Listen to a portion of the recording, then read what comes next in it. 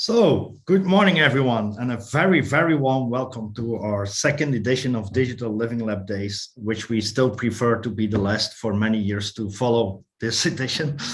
We hope to see you all again in person as of next year again, but given the certain circumstances, let's do it like this for once. Again, my name is Koen Vervoort, and I have the pleasure to host you together with the most marvelous team in the world during the week to come. I'm network builder at Enol and DLLD manager. And let me start with the first breaking news and introduce to you our newly director since the 23rd, I think, Martina Desolé, our new director. Really looking forward to working together with you, and maybe you can do a brief introduction yourself. Hello, everybody. I don't know if you can see me. I cannot see myself. By the way, I'm really, really excited to be here today, and I actually will leave the floor to Fernando, and I will have a longer introduction after the keynote speaker. So see you in a bit. All right, then I'm very happy to introduce our chairperson, Mr. Villarino. Would you be so kind as to open this conference officially with your welcome messages? Thank you very much, Koen, Martina, and thank you very much also to the Dream Team of Enol. All the gratitude and a big hug to this team who has been working so hard to set up our big conference during the summertime for all of us. Dear colleagues and friends, it is my honor to open as the Enol President, Chairperson of the Enol Executive Board, the Digital Living Lab Days 2021. 1 week which gathers the world leaders and the state-of-the-art of the Living Lab community. I would like first to start with a warm thought for the families of all who have suffered during the last 2 years. The pandemic of SARS-CoV-2 and the COVID disease has reinforced even more, if it was needed, that the current challenges of our cities and societies and communities cannot be tackled by one organization alone. Indeed, the effect of an accelerated digital transformation beyond technical industrial revolution, a human transformation, has shown us how much needed the multi-stakeholder, citizen-centric approach is. And it is precisely in this context that I would like to briefly share with you a few words on key ideas which will be developed on the different days of the conference, tackling the co-creation of the post-COVID digital society. I will try to enumerate these key points. These are the first, the Living Lab community, second, capacity building, and third, the concept of distributed infrastructure for research and innovation. Let's start by the community. Enol's mission aims at giving support to all the Living Labs around Europe and the world. Enol was born from the European Commission, and now its community is a global movement, with close to 20% of our members being from America, Asia, Australia, Africa. In recent years, Enol made an effort for organizing what we call the Enol action-oriented task forces around this community. This is a relevant effort because we identified a number of verticals in which we believe and we know that there is critical mass of Living Labbers working around the world.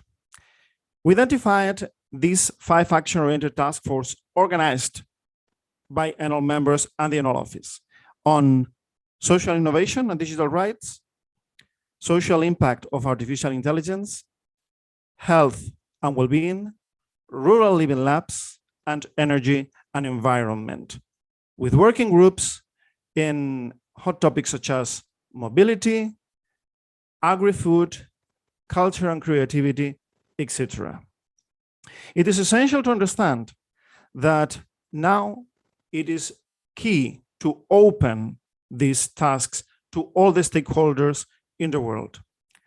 As an institution, Enol wants to lead and coordinate these efforts and make the place-based contribution of our living labs in Europe and the world to coordinate together.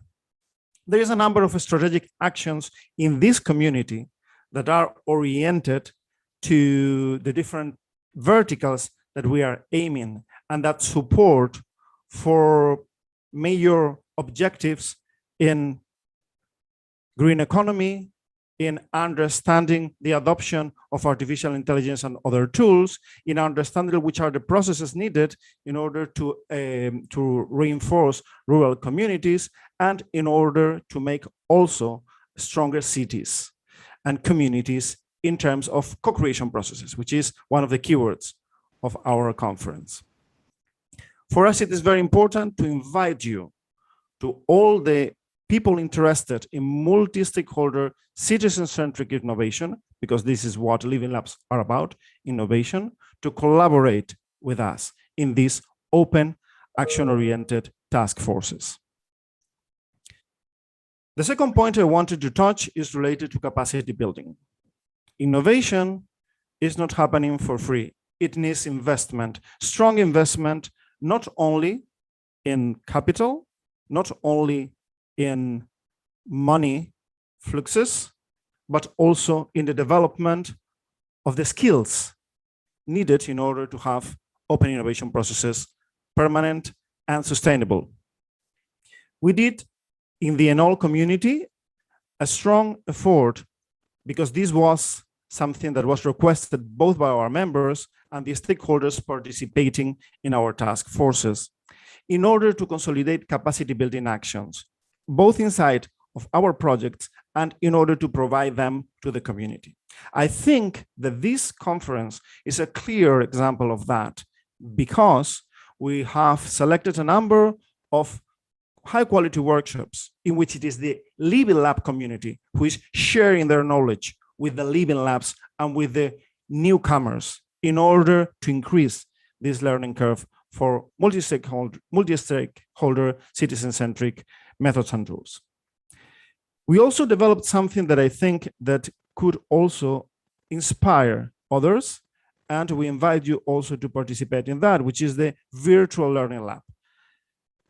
A digital course, online course for 8 weeks, in which we are tackling what we believe that it is essential in order to engage Living Lab projects, such as governance models, such as sustainability of business models, stakeholder engagement, citizen engagement, tools and methods, etc., etc. We invite you to know more about that if you are interested in capacity building. As an academic myself, it is also, for me, very relevant to understand the role that our universities, teaching institutions, educational entities can have in the open innovation context. And this is one of the things that we are going to support also in aspects such as the Living.eu declaration together with the European Commission. The third point that I would like to mention is the vision or the concept of the distributed infrastructure for research and innovation that this context provides. And it is precisely in the "and" word, where the "and" in research and innovation, that the Living Lab community can contribute, not by severing research separated from innovation, but creating the actual infrastructure to that to happen in open innovation processes in a citizen-centric approach.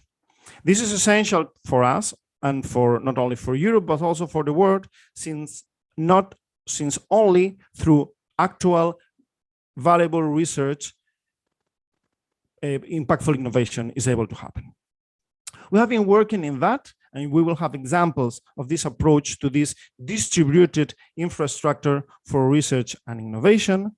And we have identified these action-oriented task forces as the excellent place in order to test and develop this approach. We will have, during the conference, the chance to tackle specific examples of these approaches. Particularly next, during the high-level panel session, we will have the chance to discuss with the representative of the Commission understanding the transformations of the higher education system, the transformation of the missions that the European Commission approach will provide, also how cities are essential elements, essential structural elements in order to apply this vision. We will also have the chance to identify it in separate topics during the week. And after our interventions, you have the chance to have a snapshot of what is going to happen during this week. So I invite you to participate as much as possible.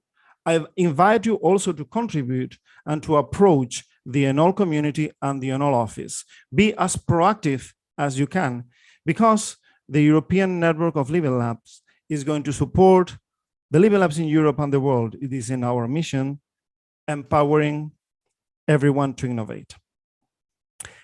And in order for that to happen, we will have the chance also to have a strategic approach to this view. We will be presenting by the end of the week a new strategic plan for the European Network of Living Labs. We welcome you to know more about this and to collaborate and contribute to the task forces and the projects. I want to be brief, and I want then to give the word to the next exciting discussions that we are going to have. And for that reason, I would like to declare now open the Digital Living Lab Days 2021. As I mentioned before, all these things cannot happen without very strong partners.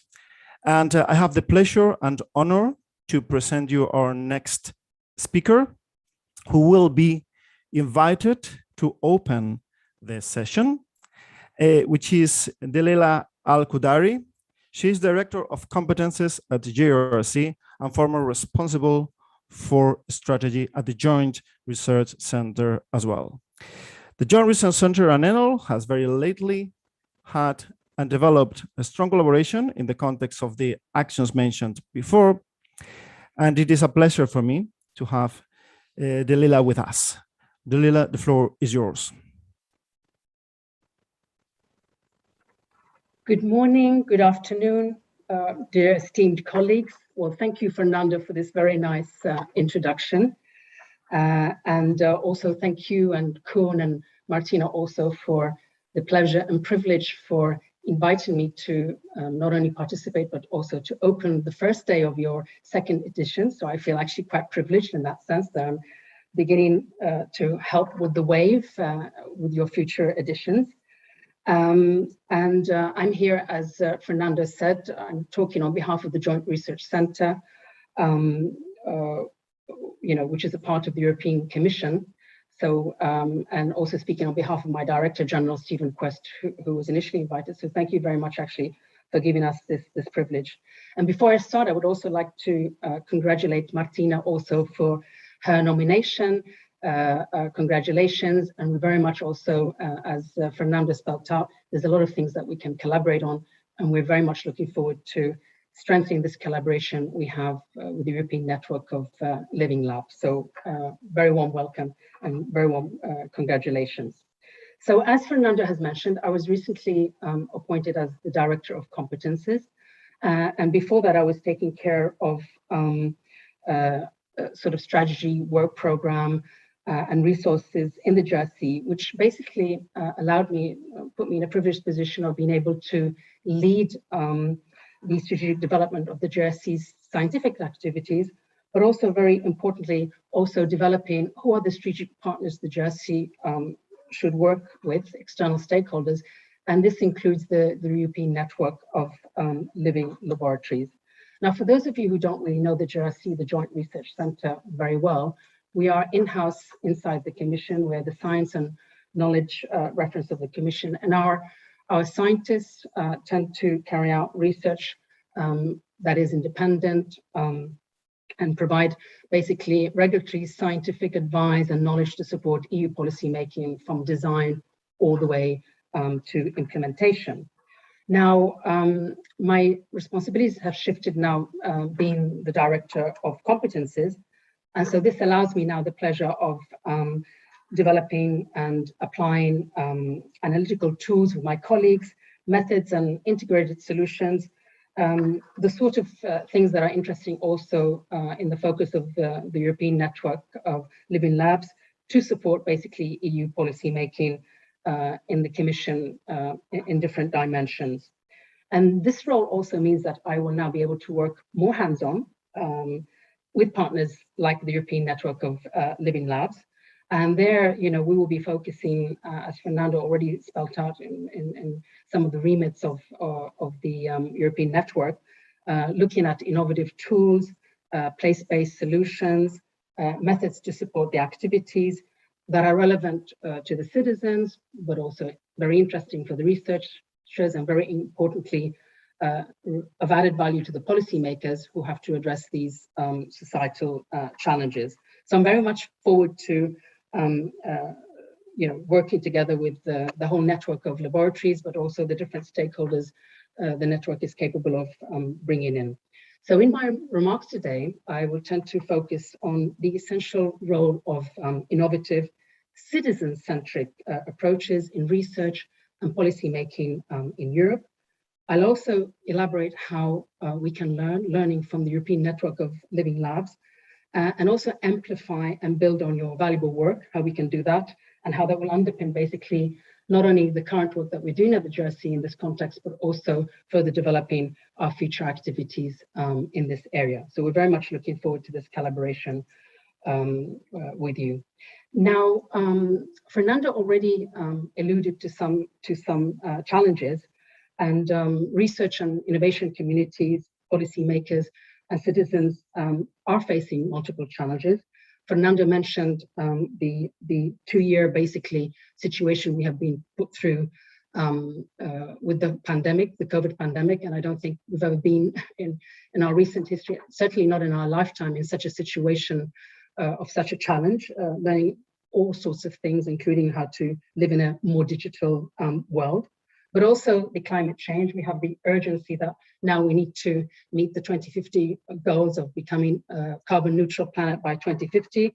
That really is a very challenging role, not only for Europe, but the whole world, because it's a solution that we've got to do it together. Also increasing inequality. I think we can all agree, we saw that the COVID opened up and showed basically highlights where we do have inequality. It brought that about. And of course, if we're trying to solve the challenges of climate and so on, we will expose those inequalities more if we don't take care. But also the diminishing trust in public authorities. So we saw disinformation also amplified in different aspects during the COVID pandemic. So these are some of the challenges basically, that we are facing. And the multidimensional nature and challenges basically emphasize that, in our work, it's no longer single policy way or single research way in the way we need to look at things. We need to engage more and more looking at things, treating things like complex systems, basically, whereby there's uncertainty, and sometimes we know the future, and sometimes we do not know what lies ahead in the future. So this basically calls for a different way of working now more and more in the future.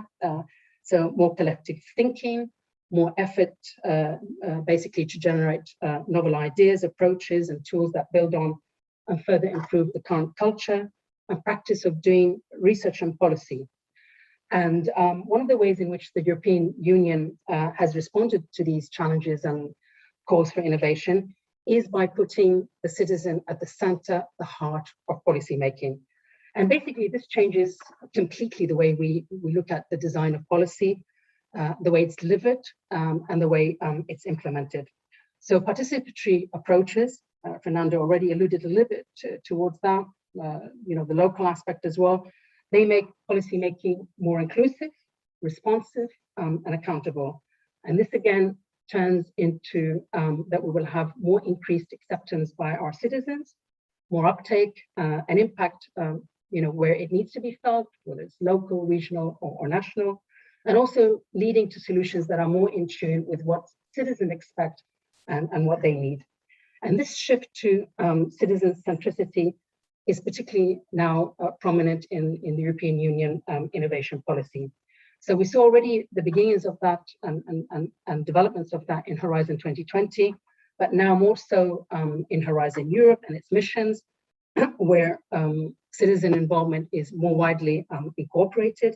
Also in the new European research area, we also have the involvement and engagement of citizens, local communities, civil society at the core, seeking basically greater societal impact and hopefully achieving greater trust in science.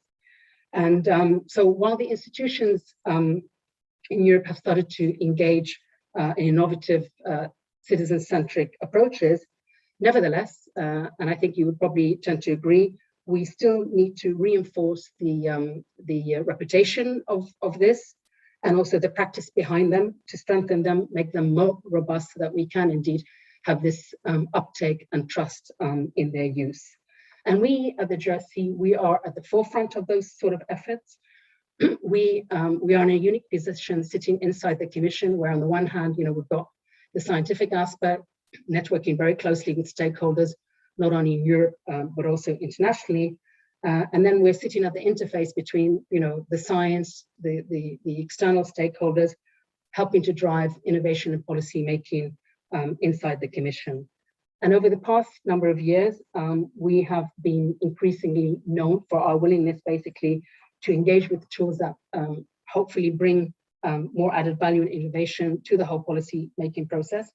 And we also take on this role of multiplier, stimulating this collective intelligence and efforts of networks and communities of practice that we have developed and built in order to support the Commission and its services. And so it is crucial that we, the JRC, work with partners to develop, experiment with, and disseminate novel approaches like the European Network of Living Labs. And so, for example, our studies and practices of citizen science for EU policies, this lies also at the core of us looking at citizen-centric approaches.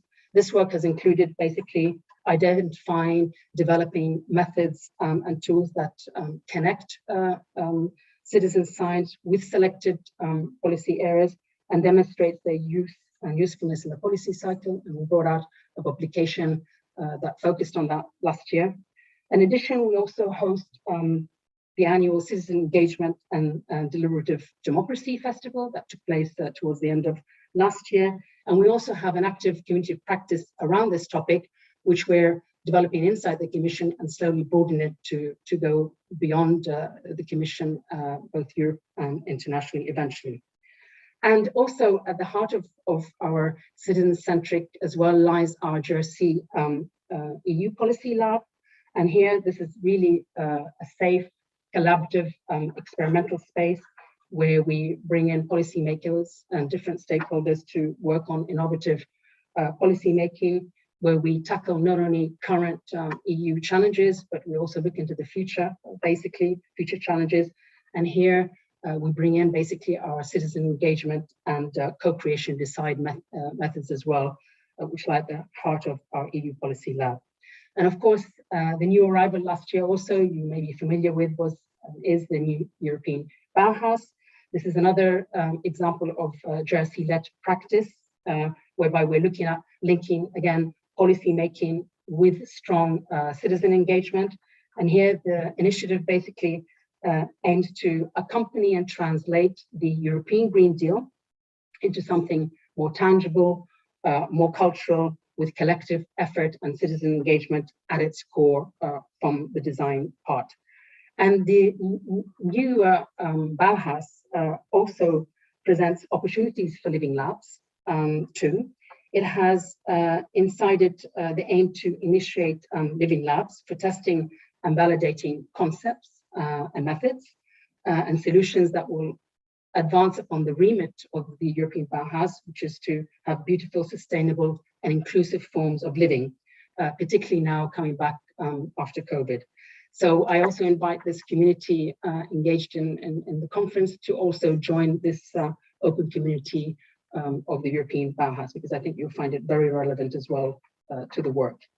Now, the JRC Living Labs also is one of our most exciting new citizen-centric activities. And here we aim to provide and develop and apply both participatory methods in practical and also tangible ways. So here we encourage basically our scientists to involve citizen perspectives right from the onset, right from the beginning. And so it also changes fundamentally the way we do research in order to support policy at the JRC. We are hosting now Living Labs in 2 of our sites. So we host Living Labs in the Istra site in Italy, but also in our Petten site in the Netherlands. And we're focusing in our Living Labs on digital energy and future mobility. And here we're using these sites basically as test beds to co-create and demonstrate a range of smart city solutions. So we're looking at connected and automated vehicles. We're looking at automated delivery drones. We're also looking at energy monitoring systems, so for efficient buildings. And we aim to do that in a collaborative way with private and public, basically, organizations. And we see that there is a significant demand for evidence to improve our understanding of new technologies and service models in urban and beyond also context. And also there's an increasing demand to increase their acceptance by our citizens. And so it's quite important also to note that it's not a taken. So for example, one of the recent Eurobarometer survey showed was that European citizens still do not perceive the added value of connected and automated vehicles to their lives. And this is where the notion of Living Labs, and including what we're doing at the JRC and what is being done in the European network of Living Labs, it's important that we engage citizens early on in research and experimentation with novel technologies and applications so that we can better close the gap between the technology, citizens' perceptions, and very importantly, citizens' needs. So while we have been developing the concept of Living Labs at the JRC, we've been very fortunate that we can draw on the extensive experience and expertise of the European network of Living Labs. And this has been now signified and culminated in the form of a memorandum of understanding that we very recently signed between the JRC and the European network of Living Labs. And basically this agreement is quite important because it shares our shared vision, it communicates it to build capacity for Living Labs, and very importantly, for citizen-centered innovation. It is also a good basis for us to jointly identify and respond to emerging trends that we see, to co-design methodologies and tools, and very importantly, bring in these innovative approaches closer, or rather I would say their results closer to policymakers. It also allows us to look at together what are the limitations and challenges of Living Labs and using Living Labs in this particular way, and how to accelerate and further take and develop the Living Labs concept in support to policy making. So I'd like to mention 2 areas of our capacity building efforts at the JRC, where we see the collaboration with the European network of Living Labs very important, and which we'll be exploring with now. So first of all, we are looking at expanding our view of our Living Labs, where we want to work basically on issues, which is very important actually. It's the lessons learned that we learned from the past, replicability and also scalability of Living Lab conditions and approaches, because that's, of course, when you want to take that to solutions relevant at the different levels, that's very important that it's done in an appropriate way. And the second aspect that we want to also focus our collaboration with initially is we want to look at how to develop our Living Labs as a regulatory support tool and to explore how we can design projects from the onset that can eventually generate basically regulatory insights. And that's a challenge. That's different from experimentation, exploration, because then, to take that final last mile is the trickiest. And this is an important aspect that we want to explore with the European network of laboratories. And those of you who may be interested in this particular aspect that I've just mentioned, We also have a workshop dedicated this in particular on day 3, I think, of the conference, I believe. So please come and join us as well to listen more about what we have to say here. And before we also conclude, I'd like to remind you that we have an open call as well for co-creating living labs with us. And this call is open until the end of the year. And in there, if you're interested in looking at co-creating living labs with us on smart city, sort of energy and transport type solutions, please also go to our website and you'll find more information, or contact my colleagues basically are in this workshop and they can give you more info about that. So, and finally, like I said, I'm delighted to join you for this 2nd edition. I think you've put a very interesting and very engaging, intensive program for the rest of the week.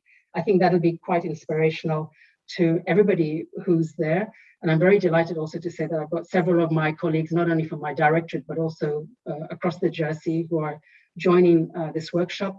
And also Philippe Dupontet, who also coordinates the Jersey Living Labs as well in the Jersey. So I think he's also in opening one of your sessions during the workshop as well. So I wish you a very successful and stimulating week. And I thank Fernando and Martin and Kun as well for the privilege of inviting me to open this first day of the 2nd edition. And I very much look forward to the collaboration that will spur out of this workshop. I hope there's going to be interesting insights and conclusions for us. And very importantly, also the collaboration that we've struck through the MOU with the network of living labs. And I'm delighted that we've done that and very much look forward to our work together. Thank you very much. Over to you.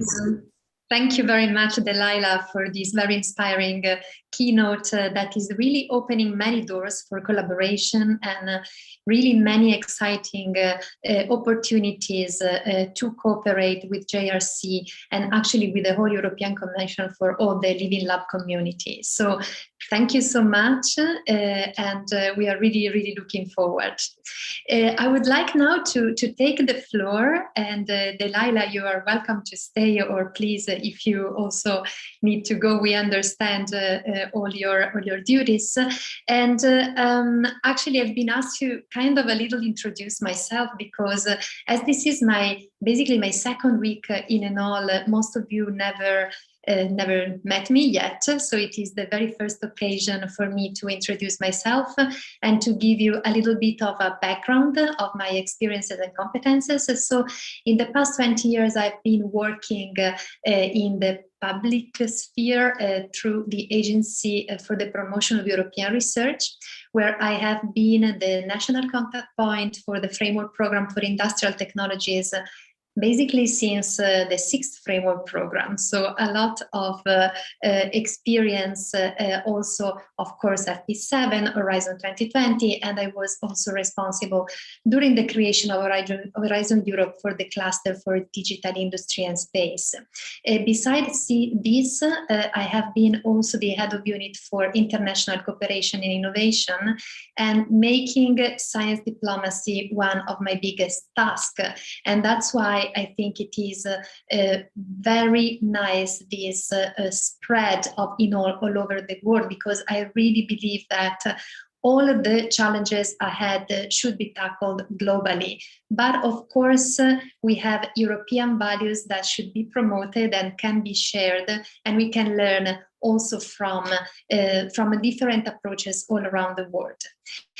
So basically, really in a nutshell, my experiences. So I just joined Enol, and I'm really looking forward, and of course, starting with this amazing conference is really exciting. We have really a very, very, very engaging week ahead. So I just would like very shortly to give you a little bit of highlights, and also to thank Delilah to have been the first of our inspirational keynote speakers that will be 6 throughout the week. We will have 2 high-level panels, 16 topics, 13 workshops, many networking opportunity, even if it's online. We have seen that this morning during our coffee meeting that are the 30 minutes, 1 hour before we actually start the conference, it was crowded. There were many colleagues start chatting and linking and networking.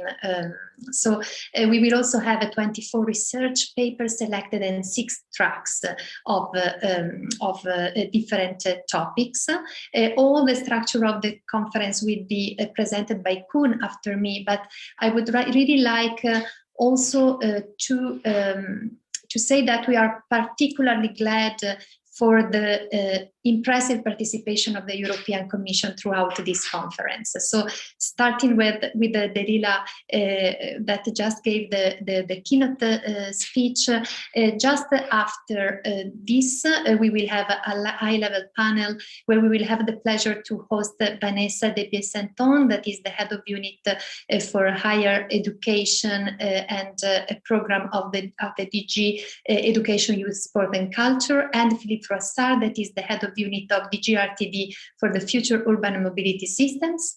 On Wednesday, we will have a session on living labs as technology infrastructures with the participation of the head of unit Apostolia Karamalis. She's head of unit for academic research and innovation in DGRTD. And on Thursday, the conference will focus on the topic of digital and social innovation and living labs for a greener future. And we will have the opening by Philippe Dupontel, that is the director for Directorate R Support Services with the JRC. And then Anne-Marie Sassen, that is Deputy and Acting Head of Unit of DG Connect for Digital Transformation of Industrial Ecosystems, will be participating in the session Developing Innovation Ecosystems at 10. Still a lot of participation from the JRC through Stefano Tarantola and Biagio Ciuffo in the session on next generation cities on urban mobility. And Andrea Almos from DG Connect for Technologies for Smart Communities in the session Enacting Digital Transformation for European Regions that will take place again the same day at 2. And then a keynote speech of Veronica Manfredi, that is the Director for DG Environment on Quality of Life.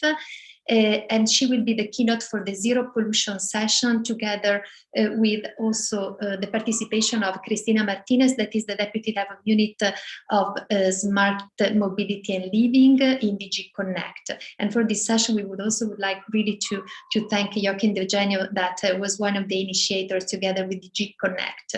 So I'm sorry for this list, but it was really to show the huge participation and interest of the European Commission and different services from the European Commission that are coming together, because Living Labs will play really a crucial role throughout Horizon Europe and also other programs that actually the Commission is sponsoring.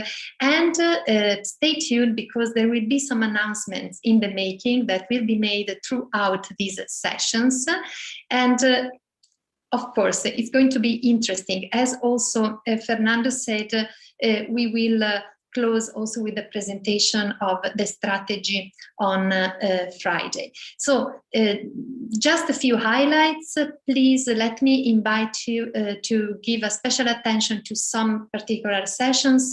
One is the Let's Harmonize Our Living Labs. It's happening on Wednesday. It's linked to the Vitalize project coordinated by Enol, and we will explore the need for business models that will enable Living Labs sustainability beyond a project's life cycle. So how to become sustainable, basically. Another important one is the Living Lab as technology infrastructures. In this case, this will enlighten the position of the Living Labs as infrastructures through the lens, again, of the European Commission, but also other active actors in the domain. Delila already presented this very important session organized with the JRC of Living Labs as a tool for regulatory learning. And last but not least, of course, the Living Labs as dynamic tool towards zero pollution, because the flagship 7 is actually calling for Living Lab to be really concurring in reaching the impact requested. So in the last two sessions, we will have the exciting announcement to do, so stay tuned. And to close, please let me remind you that on Friday, we will be actually presenting the new strategy for 2022-2025.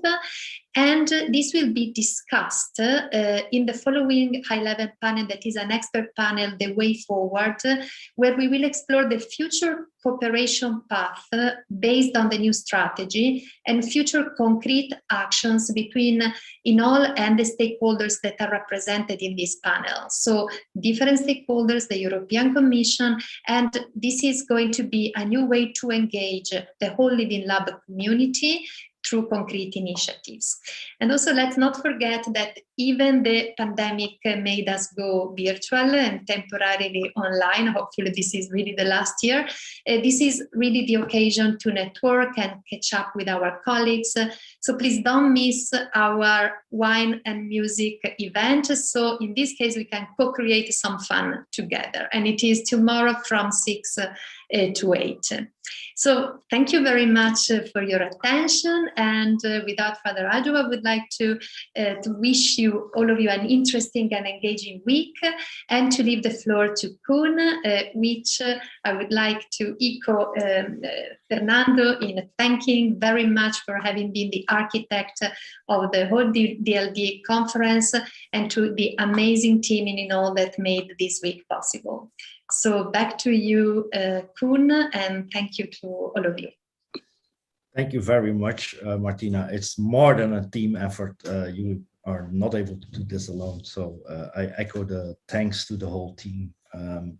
Let me quickly put a quick slide on before we dive into more content. As you said, you as participants to this event are the most crucial factor of this week's success. So please make sure to connect with the others, to find peers which are of your interest. Create your profile. You can do it here on the top right. You see my name there. There you can update your profile. You can connect with others, you can chat, you can have one-on-one calls if you want. Make sure to visit our conversation lounges during the coffee or the lunch breaks, where you can have discussions on certain topics.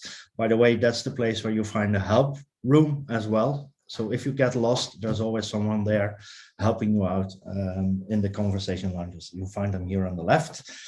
I will keep it short with this kind of housekeeping, but indeed, thanks for already mentioning it, Martina, but a conference without participants ain't a conference, I already told you, and let's co-create the most amazing informal wine and music session tomorrow night. There's one rule: we don't talk about work. All the rest, if you are performing anything, doesn't matter what, please make sure to send it still to dld@enol.org, and we will share it with the whole community. Don't be shy. I taped it myself. Spella did. We have already a few one in. We will have him. Well, I'm going to try to pronounce it. A lady came up with a marvelous mixologist, and we will prepare our own Enol cocktail. So if you go to Wine and Music, you will find already the ingredients. You still have 24 hours to fetch your ingredients, and then you can bubble it all together tomorrow night. And for all those very well rated papers, which we will show you this week as well, we have 24 accepted papers to this conference. There is a public award. The proceedings can be found on the homepage. Please make sure to go to the research sessions or read the proceedings and vote for your best public paper award, because this will be announced on Friday afternoon after that expert panel in the research award sessions. So, and with this, I would actually, I know we have a couple of leaders of task forces, action-oriented task forces and working groups with us here today. Before we dive into the high-level debate, and before I give you the floor then, allow me to ask them, Gerardo F. Documents, Carolyn, Milicia, Josep Maria, I know you're here somewhere. At the end of this week, Jochen, sorry, I forgot you. At the end of this week, when you look back at the conference, when will it have been a success from your perspective? Just take the floor, unmute yourself, and really quickly, we only have like 5 to 10 minutes, but So Chinese volunteering, Milica, when I look at you, and you have you end up at Friday, 6 o'clock. When is this week a success for you? I would say that if we substitute the live event and we actually create connections and actually exchange between the new members. Okay, I will now speak on behalf of Agriculture and Agri-Food group of Living Labs. So I would be very happy if we make connections, if we exchange our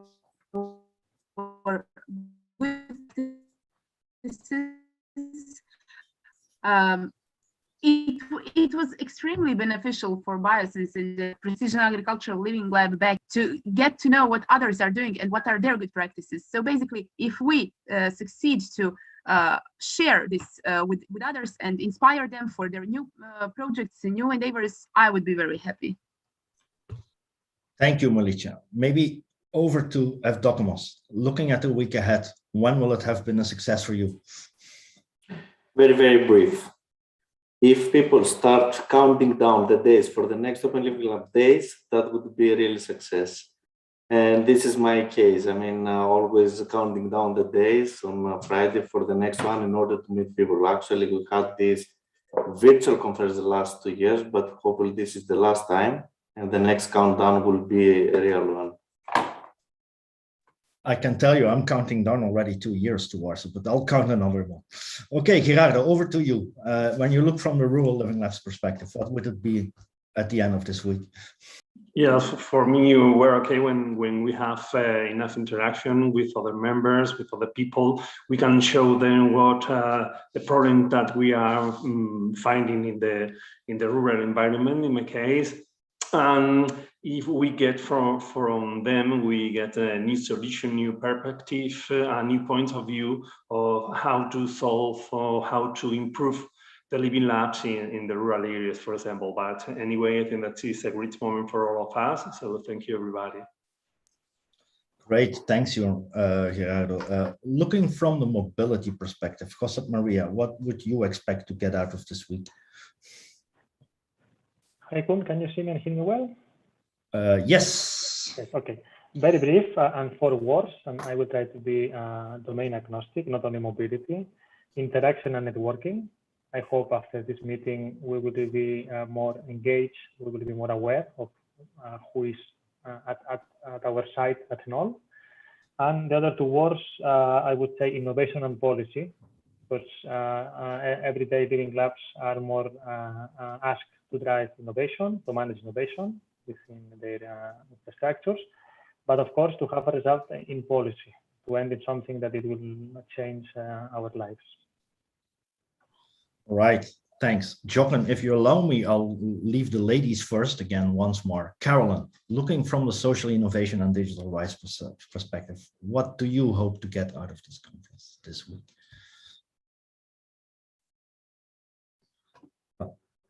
You need to unmute yourself. I can ask you to, but you unfortunately you have to push the button yourself.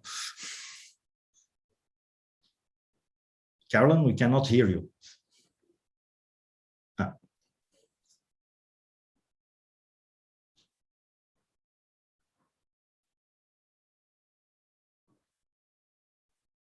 All right. Can you try to say something now, Carolyn? Because now you seem to be unmuted. No, we don't hear. I'll give the floor to Jochen first, and then we'll get back to you on this one. Jochen, please. Thank you, Koen. Maybe representing also the ladies in such a way. Yes, indeed. Thanks very much. The goal from my side also will be just to bring the people to participate, provoke, and inspire us as an all for maybe defining a route for the cultural and creativity, launching and promoting this working group. This can be something that we need inputs, so this exercise will be very good. Yes, really looking forward to that as a musician myself, actually. And so, but okay, Carolyn, message understood. You have some problems with your microphone, but you're very much looking forward to new collaborations and inspiration. Let's try to provide you with this. Maybe Fernando, you can round up the round as your double-headed chair and task force lead as well on social innovation and social impact of AI. Yes, very briefly. I think that we are having a number of workshops on Thursday that can give us pathways in order how the artificial intelligence adoption can be done in the cities in a co-creation way. And this is something that we have to learn. Also for the public sector, I think that there is an enormous field of work here. And for me, it would be a success if we can identify not many, but at least one or two pathways, the thread of which we can pull during the year. Okay, great. Thanks. I know it was an impossible task to ask you 30 seconds to what you would expect from this week. Thanks for your brief insights. Please, participants, explore the track days, which we are having tomorrow, Wednesday and Thursday. You will find them on the openlivinglabdays.com website and on the platform, of course. And with this, it's my real pleasure to introduce you to the moderator of our high-level debate, which will flow into this session, Mr. Sobovic. Very welcome. It's a pleasure for us for having you here and hosting the high-level debate with our high-end speakers. May I give the floor to you to briefly introduce yourself? Okay, thank you very much. Can you hear me okay? Yes, we can. Everything working properly? Fantastic. So thank you for the invitation to join. It's my first time joining this annual conference. So humbled and honored, especially having listened to some of the previous speakers. We have high expectations. We just heard also from some of the future speakers of what they're expecting to hear throughout this session and week. So I'll do my best to give you the best of the minds that we're about to listen to. So as you mentioned, we're about to start the first high-level panel, which has the same title as the whole conference, to co-create more inclusive, sustainable, healthier cities and communities. So quite an ambitious challenge. I'm very glad that we have a very diverse panel that will give us different perspectives on how we can actually go about this particular mission, having both the perspectives of the Commission, also a specific sector of higher education, how they can come in and contribute. And then a specific example of a particular city that has done very interesting things on that front. We have a few minutes until the panelists are joining us, and I was asked to tell you a little bit about myself and now how I ended up parachuting into this conference. So if you allow me, I'm kind of new into Living Labs, to be perfectly honest, but I'm very enthusiastic about co-creation and collaborative ways of finding new solutions. And the way I came about it was actually in 2015, I joined the cabinet of Vice President of the Commission, Šefčovič. I was working in the Commission for some years. I don't anymore. And my job title was a speechwriter. And very quickly, you know, a cabinet looks very glamorous from the outside, but you're in the end sitting at the end of the hallway at the Berlaymont. Long hours, long evenings, you're getting briefs, you're producing speech after speech after speech. And I started asking myself, who is out there? You know, I'm in my little office, I'm working for a VIP, but who's actually listening to us? Now, of course, the usual suspects would listen, you know, the think tanks and the other staffers and the lobbyists and the associations and the institutions, they have to because they get paid to listen to the speeches and articles that I write from my boss. But how do we break beyond the EU bubble? Who else is out there and how can we contribute to them? How can they contribute to us? So the first mission was basically to use innovation and technology to break beyond the EU bubble. And what I found was that using free of charge, off-the-shelf existing technologies, we managed to break far beyond what we thought was our audience. For example, when we spoke about the EU policy or strategy on autonomous driving, instead of doing it from the press room, we were live streaming from an autonomous vehicle, zigzagging through the narrow alleys of the city of Leuven. I was with the vice president in the back. He's presenting. We're taking questions from the audience. We were on Facebook, on the main account, so over 1 million followers. Quite a complicated production, I have to admit, with GoPros, and a motorcycle was following us from the outside. But suddenly we see that through this gimmick, people were actually listening in much higher numbers. We did something similar or a similar approach to speak about or inspire about sustainable mobility that we just heard about. When Bertrand Piccard went around the world in his solo plane, he was crossing the Atlantic from New York to Sevilla in Spain. Once again, we were live streaming from his plane. The guy is in the sky for 3 or 4 days on his own. He has to sleep, he has to do all these things, and he's live streaming with us. And he's telling us about how much energy he's collecting from the sun and how he's using it. And again, using social media, we managed to bring his speech to a much bigger audience. So I will not go into all examples, maybe a last one to speak about EU policy of space. Instead of just sending a press release that the EU just launched satellites into space, this happens every few months on the different EU space programs, I went there with a virtual reality camera and we said to citizens, why don't you join this miracle? These satellites belong to you, you paid for them with your taxpayers, and they have all sorts of ways of utilities of contributing to your lives. But why don't you join us in watching this miracle in the most immersive way? A camera like this costs like 200 euros, but suddenly they could watch it with a mask or with their phone and really feel like they're there with us. So mission one of breaking beyond the bubble was kind of accomplished. But where I'm getting at, and the reason why I find this relevant in this discussion was that mission two was, how do we not only speak and be heard, but how do we also collect? How can I called it back then, crowdsource new EU policies? So now it's getting a bit trickier because we wanted to get the masses, but of course you can only digest a certain amount of information. So a few examples of things that we were experimenting with was ahead of the One Planet Summit in Paris, we invited youth to our studio, not to ask questions. I was personally never a big fan of the citizen dialogue approach of asking a commissioner a question, but on the contrary, it's the commissioner who is asking you to provide ideas, to provide solutions. The commissioner is sitting there and taking notes because he's a public servant working for you, the citizens. So these youth are sitting in the commission's studio, they're pitching their ideas, and they're all sitting with a device collecting the ideas they like the most from the comments of the Facebook stream we were using. So we're getting hundreds of ideas, some not relevant, but many of them brilliant, right? Really ideas that could only come from youth outside of the commission, like making sustainability classes mandatory in BAs, like having representation of youth in climate negotiations. All sorts of very creative ideas, and they're streaming in and they're pitching them to the vice president. He's taking notes. The day after, when he takes the floor at the One Planet Summit, he says, President Macron and the international community, these are the ideas that were proposed to me by European youth, and I'd like us to discuss them now.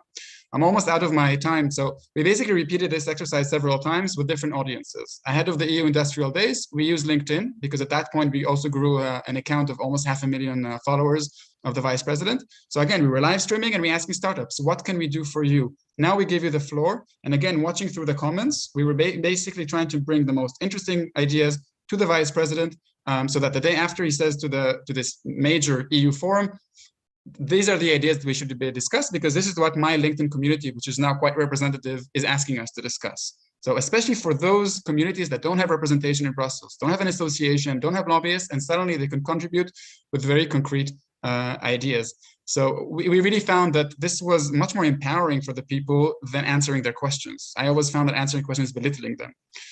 With 1 minute that I have left, these are the kind of things that I try to do now since I left the commission with other institutions. Maybe just one example, which sounds quite relevant to some of the topics that were mentioned before. The EU Startup Prize for Mobility is a very large acceleration program for startups of clean mobility. And what we found is that when we reached a point of having over 1,500 European startups, it was time for us to harvest their ideas also on policy. So on last year, we co-created the first European Startup Manifesto, where basically startups were saying to the EU what they need from the EU. So the EU needs startups for innovation, but startups need the EU for policies. And basically we co-created what they need from the EU in a very concise way. This year we did something similar on rail because it was the EU Year of Rail, but basically using the same approach. I'm not an expert of the methodologies and sciences that we're about to hear from the experts in a moment, but in a more intuitive way, basically trying to bring as many relevant people around the table. When it came to the manifesto, maybe I should say it was using design thinking. So there were other people who are bigger on the methodology, but basically breaking the walls, inviting as many people around the table, making room for as many people around the table on the most critical discussions that we're having at the moment, whether it's on climate change, whether it's on innovation, how to spend public money, and suddenly understanding that it serves everybody's interest. It serves the interest of policymakers to get new ideas, and it serves the interest of some communities that are not usually around these discussions to contribute to feel empowered, but to really contribute in a way which is not just, a PR stunt, but they have something significant to say. So with this, I hope I justified my place here. And with this, I'd like to invite and introduce my very esteemed panel for the next hour and 15 minutes. We have Vanessa Desbier-Stenton. I'm not sure how to pronounce your second last name if it's in French, but you're the head of unit in the DG Act, DG in charge of education and I've lost myself, education, youth, sports, and culture. You're the head of unit for higher education policies and programs. I hope you're with us. I don't see you yet. Let's see if I switch to gallery mode. Okay. Next, we will have Philippe Froissart, also for the European Commission, head of unit at DG RTD on future urban and mobility systems. Once again, I hope that you're with us. Please. Okay, perfect. And Paolo Calzada, your CEO and board member of Porto Digital and vice president of Open and Agile Smart Cities, also known as OASC. And I'd like to start with you, Philippe, if that's okay. Before we dive into the different methodologies and tools of how to co-create and how to work in a more modern and inclusive and digital way, maybe to go back to the objectives of why are we doing this? And once again, the topic of this session and this conference is how to co-create inclusive, sustainable, healthier cities and communities. Horizon Europe was already mentioned by Delilah earlier, and I understand that there's also a novelty of having specific missions on specific objectives, which are deemed the most important for Europe at this moment. So I'd like to invite you to open up with telling us how can different communities and networks feed into this great objective of inclusive, sustainable, healthier cities and communities? And how do these missions, specific missions, I understand there's one on climate neutral smart cities, how can we use that as a tool to actually tap into this huge budget, almost 100 billion euros of Horizon Europe, in order to make the most efficient use of it towards building, towards reaching this objective? So Philippe, let's start with you, please. Thank you very much, Dan, and thank you very much to the organizers for giving me the opportunity of saying a little bit more about what you have just introduced, namely the Climate Neutral and Smart Cities mission, which I think fits very well with the objective of this event today. And I think it's an opportunity here to make the link between what is done within the context of the Living Labs and ENOL in particular, and the objective of the Climate Neutral and Smart Cities mission. But so I need to explain a little bit what is that mission.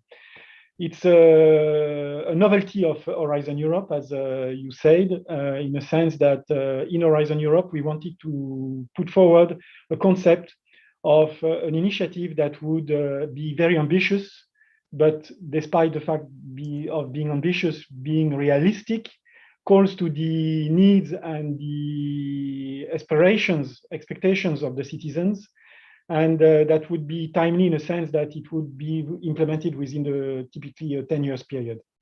The analogy was very much the analogy of the Man to the Moon mission back in the 60s that was carried out by the Americans, and to have a similar, very ambitious objective for Europe.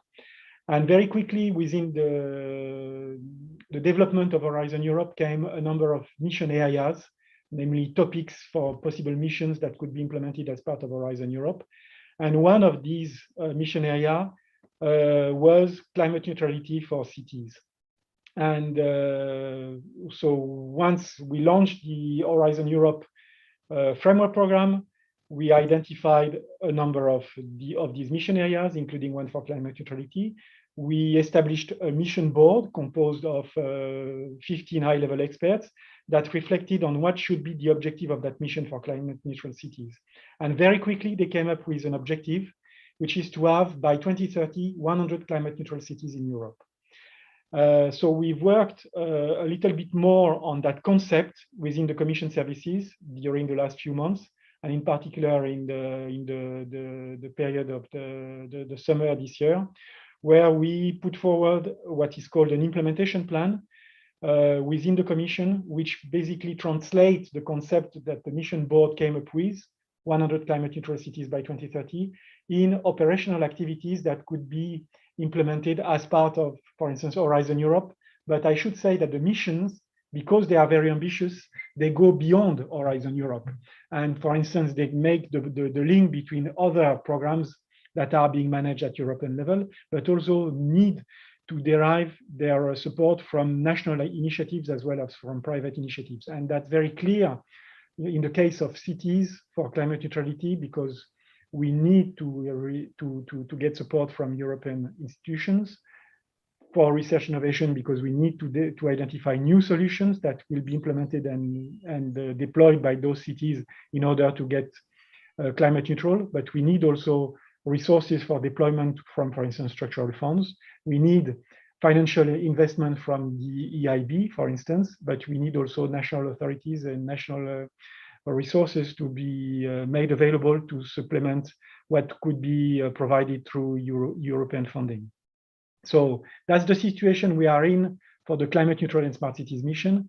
And now we are actually working in activities in Horizon Europe work program. We are amending the work program 21 and 22 in Horizon Europe for integrating new activities for the cities mission.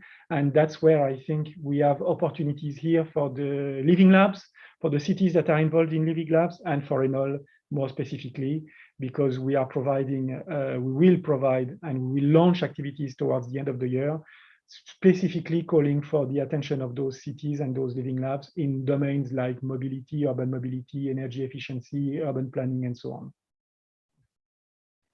Okay, so that's a perfect segue to indeed my next question. If I'm working in one of these living labs somewhere around Europe, if I'm very ambitious about making my city one of those 100 climate neutral cities, how is it that you think that my living lab could contribute? Where exactly? I mean, you said there are some open programs and that you will publish more, but maybe you can give us kind of a call to action or concrete actions that we could, you know, me, if I were working in one of these living labs, what do you expect for them? What would be success? The previous question was, what would be success of this conference?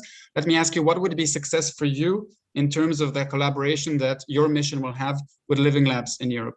Okay, so maybe I need to explain a little bit what we are going to develop in terms of activities in the work program. Please. I think in that work program that we have actually presented to the delegates of the member states last week and this morning again. So we are in the middle of discussion and negotiation with the member states in finalizing the type of activities that we will support for the cities mission. There are blocks of activities. The first block of activity concerns what is called the mission platform, which is a large initiative which will provide some technical support, technical assistance to cities that commit to the objective of the mission, namely becoming climate neutral by 2030.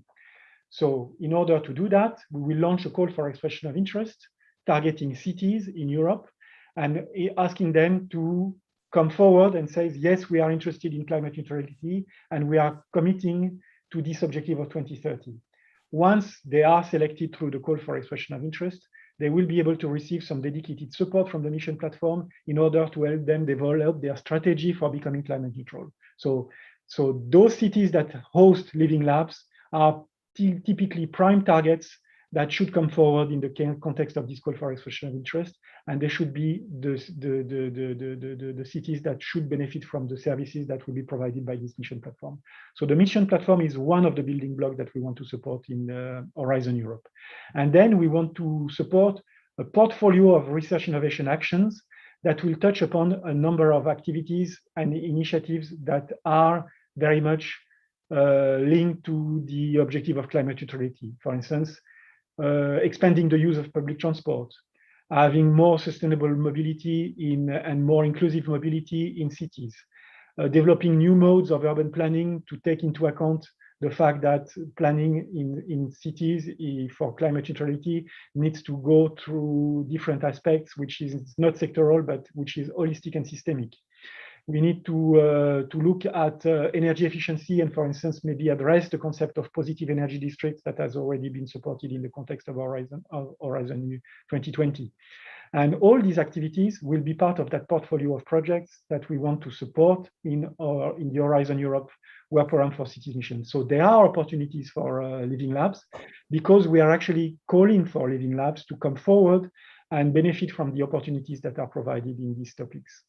So just to be pragmatic, do I understand correctly that the Living Lab needs to go through the city in which it's located or where it functions, and the city is the main stakeholder between the Living Labs and your mission, or are there also direct interactions? There are direct interactions because, for instance, in the context of this portfolio of activities that we want to, research innovation activities that will be supported, we will call directly the Living Labs for their involvement, and that I do expect that the local authorities that are behind these Living Labs will be providing some support in any case.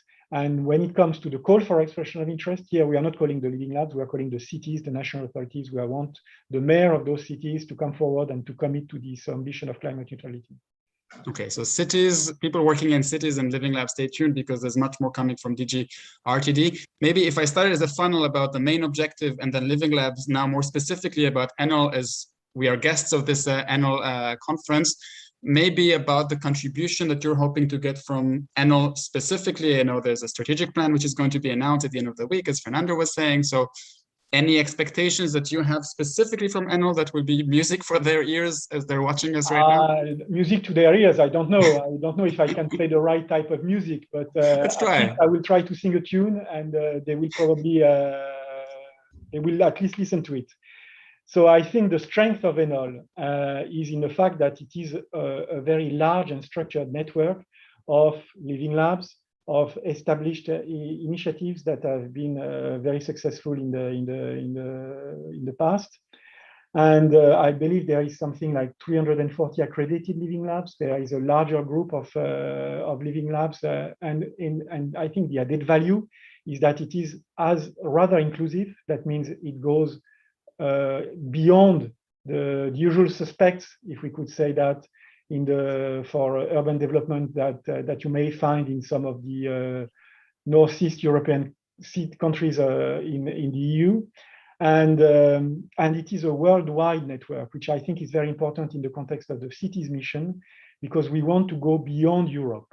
We want to reach out to communities outside Europe, because climate neutrality in Europe is good, but at the end of the day, what we want to target is the world. We want to make sure that we have this concept of climate neutrality not only restricted to Europe, but to all the other continents. So there is a need to share experience, to share good practices between what is done in Europe and what should be done in other parts of the world. We might actually, and we certainly do, learn also from the experience that has been developed in other continents in Europe. So there is the need to have this platform where exchanges can be made between cities, between Living Labs in different parts of the world. So I think that's one of the added value of Enel.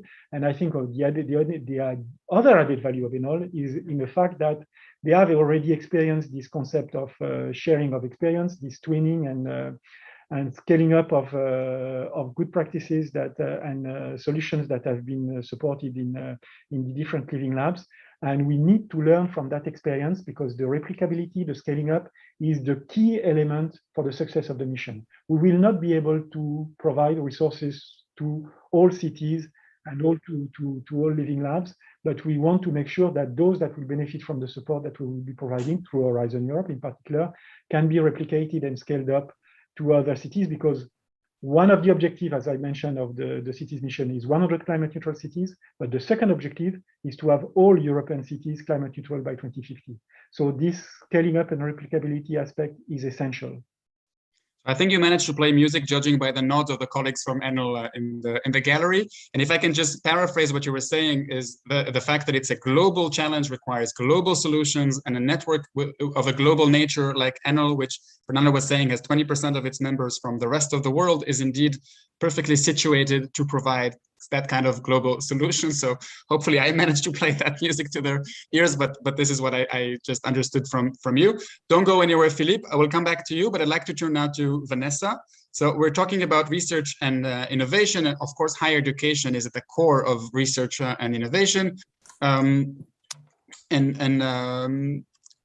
It plays a role in equipping people with the skills to, once again, co-create more inclusive, sustainable, healthier cities and communities. I'm repeating that every time because I think it's important that we keep that main objective against our eyes.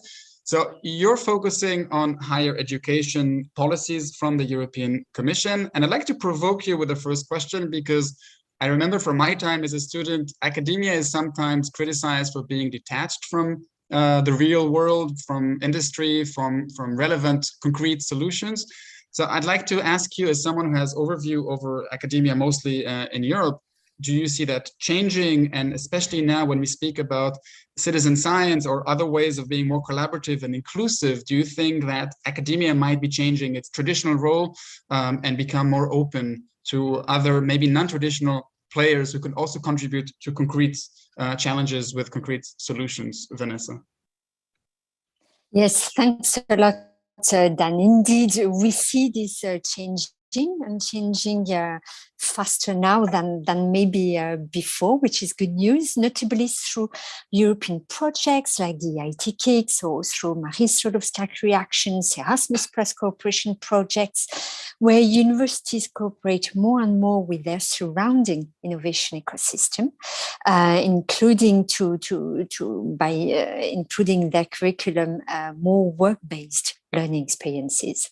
Now, I would say that the next challenge is to move from a project approach to a more institutional approach, that these good practices can be mainstreamed across different disciplines and across different faculties and different levels. So this is, I would say, the next challenge. And why it is important, because we see with the European Graduate Track Initiative that this such active learning and work-based experience as a very positive impact on the employability on the future graduates, but also on the innovation outcomes of the higher education institutions. So we are currently now at a turning point in higher education. We see the changes in climate, and Philippe mentioned it, but also changes in technology and demography.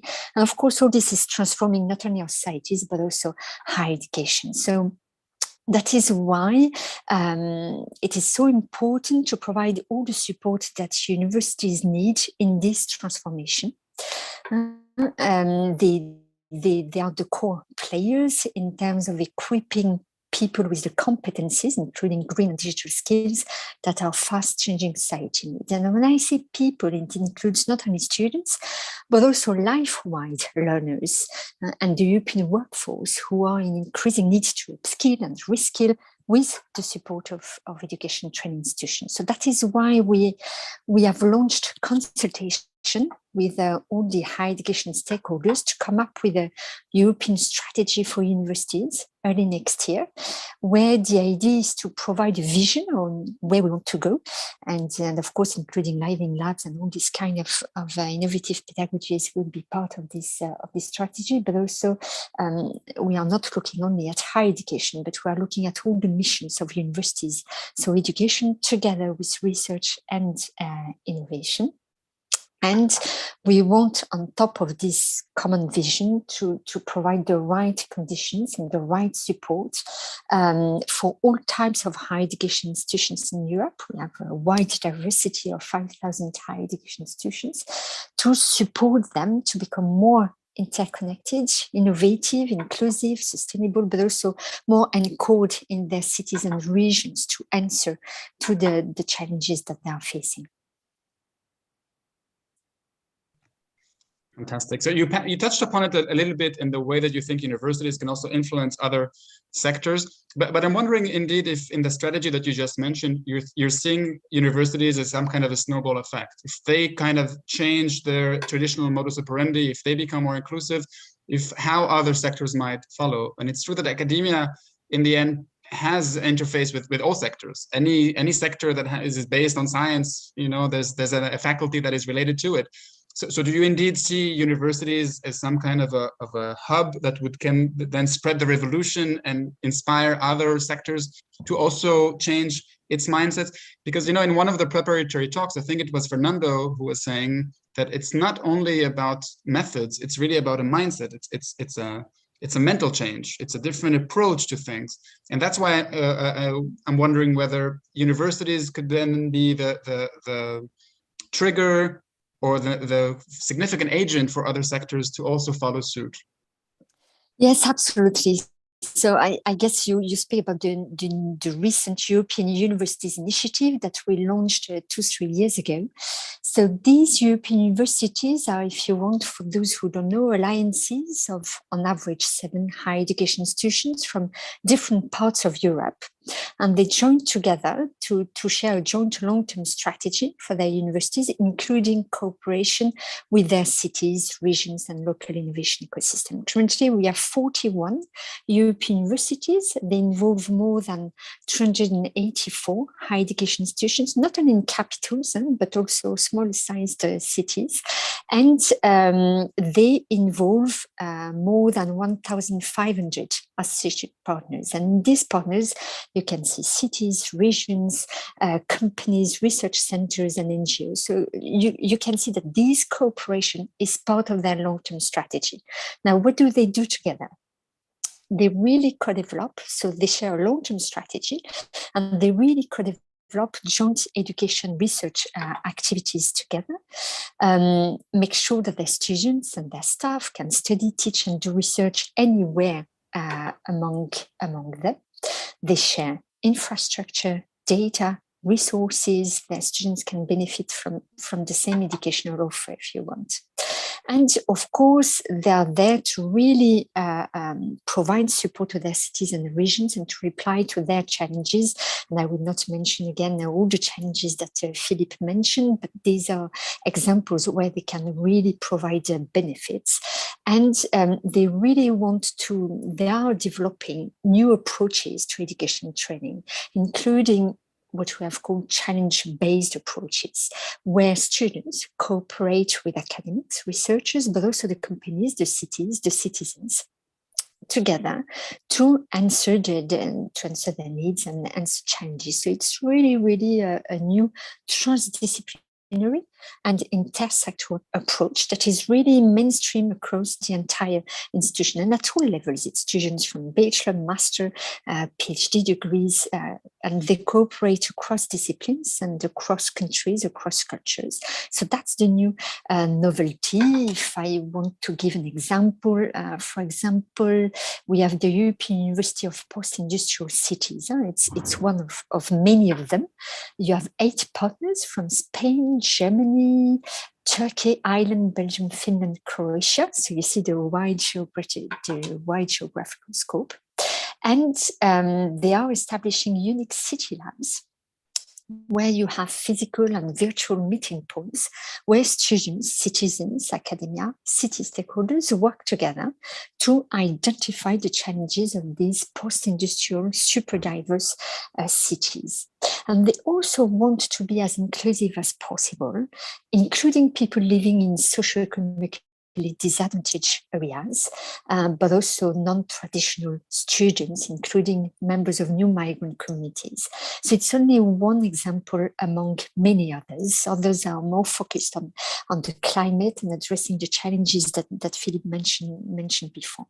And of course, we want these European universities to inspire the entire higher education community. As I said, we have 5,000 higher education institutions. So it's really, I mentioned the European strategy for universities before, and for any strategy, you need role models. You need to have examples who can inspire others, and these European universities are among them.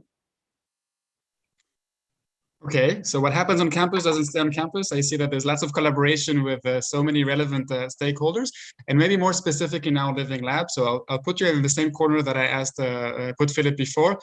What is the specific role of Living Labs? Because this is indeed the kind of the scope that we have, or the focus that we have for this week. So among all the stakeholders that you mentioned that universities could and should and will probably work with in the future, specifically Living Labs, where do you see them fitting in? And what is their main added value within that new way of producing high quality, higher education? Well, they have many added value. It's a complementary, agile way to develop these entrepreneurial and innovative skills that we want to equip the young generation, but as I said, also the life-wide learners. So it's an opportunity for them to really develop their creativity and to really be trained to work with a diverse range of people, as I said, from different disciplines, different cultures, and to really put their mind together and trying to solve challenges. So it's really to prepare them when they will enter into the labor market, be more creative and be more innovative. So equipping people with the right skills. But also it has this fantastic impact. It's not training for training, but here you have an end result. It's really for innovating and bringing changes to the cities and the regions. So it's developing skills while at the same time innovating. And sometimes we've seen universities, they start at PhD level, but we are really convinced that you can start at bachelor level. Also at bachelor level, students can be very, very creative, and they are eager to contribute and to help their cities and regions. We have seen them last year or 2 years ago in the streets to really fight against climate change, that it's really part of their life, and they see that it's a huge challenge, that they want to be actors for change. And we see these living labs very important for that. And also, third element is to bring the universities closer to society and to show that they are not in their ivory towers, but they are there to serve society. And the best way to serve society is to really listen to their needs and find together the right solutions. So, of course, there are many different ways of running living labs. It can take very different forms, and that's very good. We don't need a one size fits all. I think this creativity is very important, and to answer the needs that are very different among different cities and regions. Fantastic. Also, don't go away, because I'll come back to you in a few moments. Before I turn to Paolo, I just want to remind our audience, or tell the audience, that we will use the chat in order to bring you into this conversation. We cannot have this whole narrative about inclusiveness without actually including our audience. So if you click on the chat button, you can ask questions. But as I said before, I always prefer suggestions and pitching your ideas to the panel rather than questions. So feel free to do a bit of both. If you have ideas that you think you want to bring to the attention of any of the panelists, I'll try to pick up on the most interesting ones towards the end. But with that, I'd like to turn to you, Paolo. Thank you for joining us. So you're a man of many hats. I know you're working as an entrepreneur in various technologies. You're also quite passionate about topics like open standards. I'd like to start by asking you about the specific work you've done in the city of Porto, how to turn it more inclusive, healthy, using innovation. So we just heard from Vanessa and Philippe about some of the policies from the policymakers' perspective, but maybe from your side as a city entrepreneur, what worked for you? What did you do in Porto? What kind of examples can you inspire us with? Well, first of all, thank you very much. And well, if you allow me, and before going to the answer to your question, I just would like to highlight one thing that Vanessa just said, and it really is aligned with our mindset, which is related with equip people with the right skills, and especially the role that universities have or should have in the near future in creating this new, I would say, volume of very high skilled resources that will help us tackling all the challenge that we have ahead, especially tackling these challenges and at the same time creating value from the technology. And this is precisely what we are trying to do here at Porto Digital, here in the city of Porto. And if you allow me as well, before going to join Porto Digital, I was working at the university as the executive director of the Competence Center for Smart Cities. And my work was precisely this creating these bridges between the work that we were doing at the academia, the work that we were doing with our PhD students, work that we are doing with all our research, and create this link between them and the society and the city, and especially the entrepreneurs on our city that could create value on top of the research that we were doing. But at the same time, and this was really very important back then, but at the same time it was something that was not very easy to make clear, or this is not an idea that was easy to pass, was the idea that we can transfer technology or knowledge in two ways. One was by creating these spin-offs, by creating all these solutions and services that can be used by the city, but at the same time by equip our human resources, our teams with the right skills. Okay, so working with the municipality, working with the society in transfer people. Okay, people that were equipped once again with the right skills to, on one hand, use the technology, but at the same time focusing on solving and tackling challenges in the society. And that's where I believe the work that we are doing in our Living Lab really started. It started in creating these links, creating this kind of sandbox, this playground in which the researchers, in which these people that were eager to jump to the society and start working, okay, were able to play, were able to explore services and innovative solutions and co-create that with the society. And that was what we have done, I would say, in the beginning of the process. Okay, and then it was well, it was time to start moving from this experimentation phase to I would say a production phase in which all these services, all these good ideas were really used in a large scale by the society, okay, and not only on small pilots. Because one of the things that in the beginning we all need to solve was, well, to find out the right moment, okay, to transfer knowledge, the right moment to create these services and products and solutions that can really be used in a large scale. Because and I think everyone that is on this field remember how amazing and how exciting was to think about the future 5 years or 6 years ago, and how amazing will be to have autonomous vehicles in the cities, how amazing will be to use data gathered by sensing infrastructure, and how amazing it will be to use that data and to develop very innovative services and products. But in the end, it was really hard, okay, to move from this experimentation phase to a city scale phase. And that's the work that Porto Digital is doing. And if you allow me very briefly, Porto Digital is a non-profit association owned by the municipality in partnership with the University of Porto. So our main stakeholder is the municipality, but at the same time, we have this partnership with the university, which makes it easier to create this bridge between all the knowledge that is being produced at the university and at the same time the needs and the challenges that at the city scale we have. Okay, so and that's where we are now betting our effort.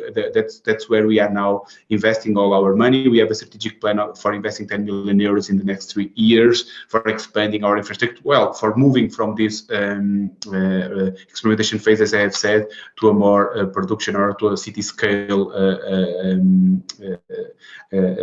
scenario. Well, some examples, some very concrete examples on what we are doing. This is one of the more than 1,000 beacons that we have installed in the city. It has a QR code, NFC, Bluetooth. We have all these installed in our traffic, in our public transportation spots. We have these in all our, I would say, key points, key touristic points on all our point of interest in the city. And this is a project that started precisely with co-creation phase with our citizens, with academia, and it took more than 3 years. This was also part of research, a large-scale pilot which was funded by the European Commission, a project called Synchronicity, and now this is being used by more than 40,000 citizens and tourists all across the city. This is an example very concrete example of something that we have across the city. Sorry, I missed what it does. You said it has a QR code. Yeah, you use your mobile phone, okay, to explore the city. It's a kind of a Google Maps, okay, developed on an open source by cities. This has been done in partnership with the city of Helsinki. We are now creating a platform called Explored City. Well, as I've said, is a kind of Google Maps for cities, developed and promoted by cities on an open standard, on a transparent way, okay? Because cities, at least Porto and Helsinki, thinks that we should not rely on a big American company to provide this kind of services for our citizens. So you can explore it. It's explore.porto.pt. But as I've said, we will launch in the near future explore Just to city. understand, I scan it, I connect with a Bluetooth, and then I get access to the map and information about the city? About a specific point, okay, and obviously you are then invited, okay, to explore what is around you, okay. But this beacon is an entry point for the platform, okay. Is in the city, is spread in the city. You can have either real-time information from the public transportation. You can have real-time information for a specific point of interest. Well, when you scan it, you will have specific information from a specific point, and then you are invited to explore the city, to find more about the city. This is the main goal of the project. So this is an example of something that was started inside our living lab, okay, as an experimentation solution, and now we are, as I've said, in the more I will say production phase, okay. Well, that's so a brilliant, yeah. One example. Yeah. If there's another one that comes to your mind, or you want to talk about, because okay, so because you're working also for OASC and because you have visibility on what's happening in many other cities, maybe you want to give us examples of what's happening around Europe or around the world. And keeping in mind, I'd like to reiterate what you were saying before. It seems to come up in all the speeches, this mental change that we have to make, because you spoke not only about the change in the kind of stakeholders and the kind of networks that we're working with, but convincing people of why they even have to do it. So having this aha moment that it's kind of a new eureka, and you don't discover something, you understand that actually you need to have something else in mind while you're working. So I'm wondering if from examples that you see in other cities, you also recognize the kind of obstacles and opportunities that they are going through, if they're similar to Porto or not. Kind of throwing different ideas at you that you could pick up what you find most inspiring to contribute on. But I don't know, from other cities, examples, challenges, opportunities in that field of being more collaborative in order to find concrete solutions for making the cities more sustainable and healthy. Well, before going to the main question, if you allow me, I would like also to bring another comment that you just made, which is regarding the changing in the mindset. Okay, this is really very hard, and one of the things that we need to focus our energy. It was in working with, especially with the municipality teams. Okay, in order to explore with them all the possibilities and all the impact that by moving toward this kind of co-creation process, service design process, the impact that this kind of methodologies could have on their own work. Okay, because in the beginning, this was seen by them as an overhead on top of the work that all the work that they already have to do. Okay, if you are talking with the guys from the mobility department, they will be very focused on tackling all the challenges that they nowadays have on the traffic management and things like that. If you are working with the guys from the environment department, they are focused on tackling very specific and concrete examples. So bringing them to this new approach was really very demanding. Okay, and this is something that, well, in our perspective, was key. Okay, for the success of some of the initiatives that we are now doing. Now the teams from the municipality are the ones knocking on our door. Okay, asking for help, because they are seeing that, well, the investment that they are doing in the beginning of this kind of project, investing that they are doing in the beginning, this 2, 3, 4 weeks, the additional 3 or 4 weeks that they are adding to that project are in the end really bringing value. Okay, and well, in order to be able to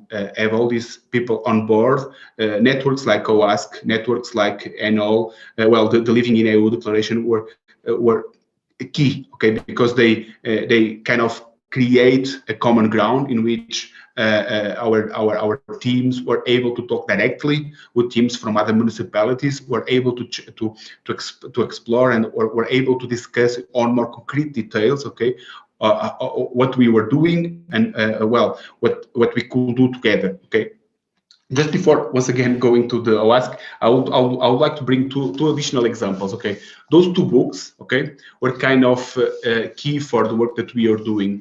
This one was built with a team. It gathers more than 100 examples of things that we can do together. Okay, this was a book that we have developed in partnership with the university, with more than 160 participants coming from the university, with more than 2,000 participants coming from the municipality and coming from the cities, and exploring how innovation and how technology can or will be key for pushing the municipality on the right way. And after that, maybe show it again to the camera so everybody can catch the book that we need to read. And we have a Portuguese and an English version, because once again it was key for us to be part of these networks and to be part of these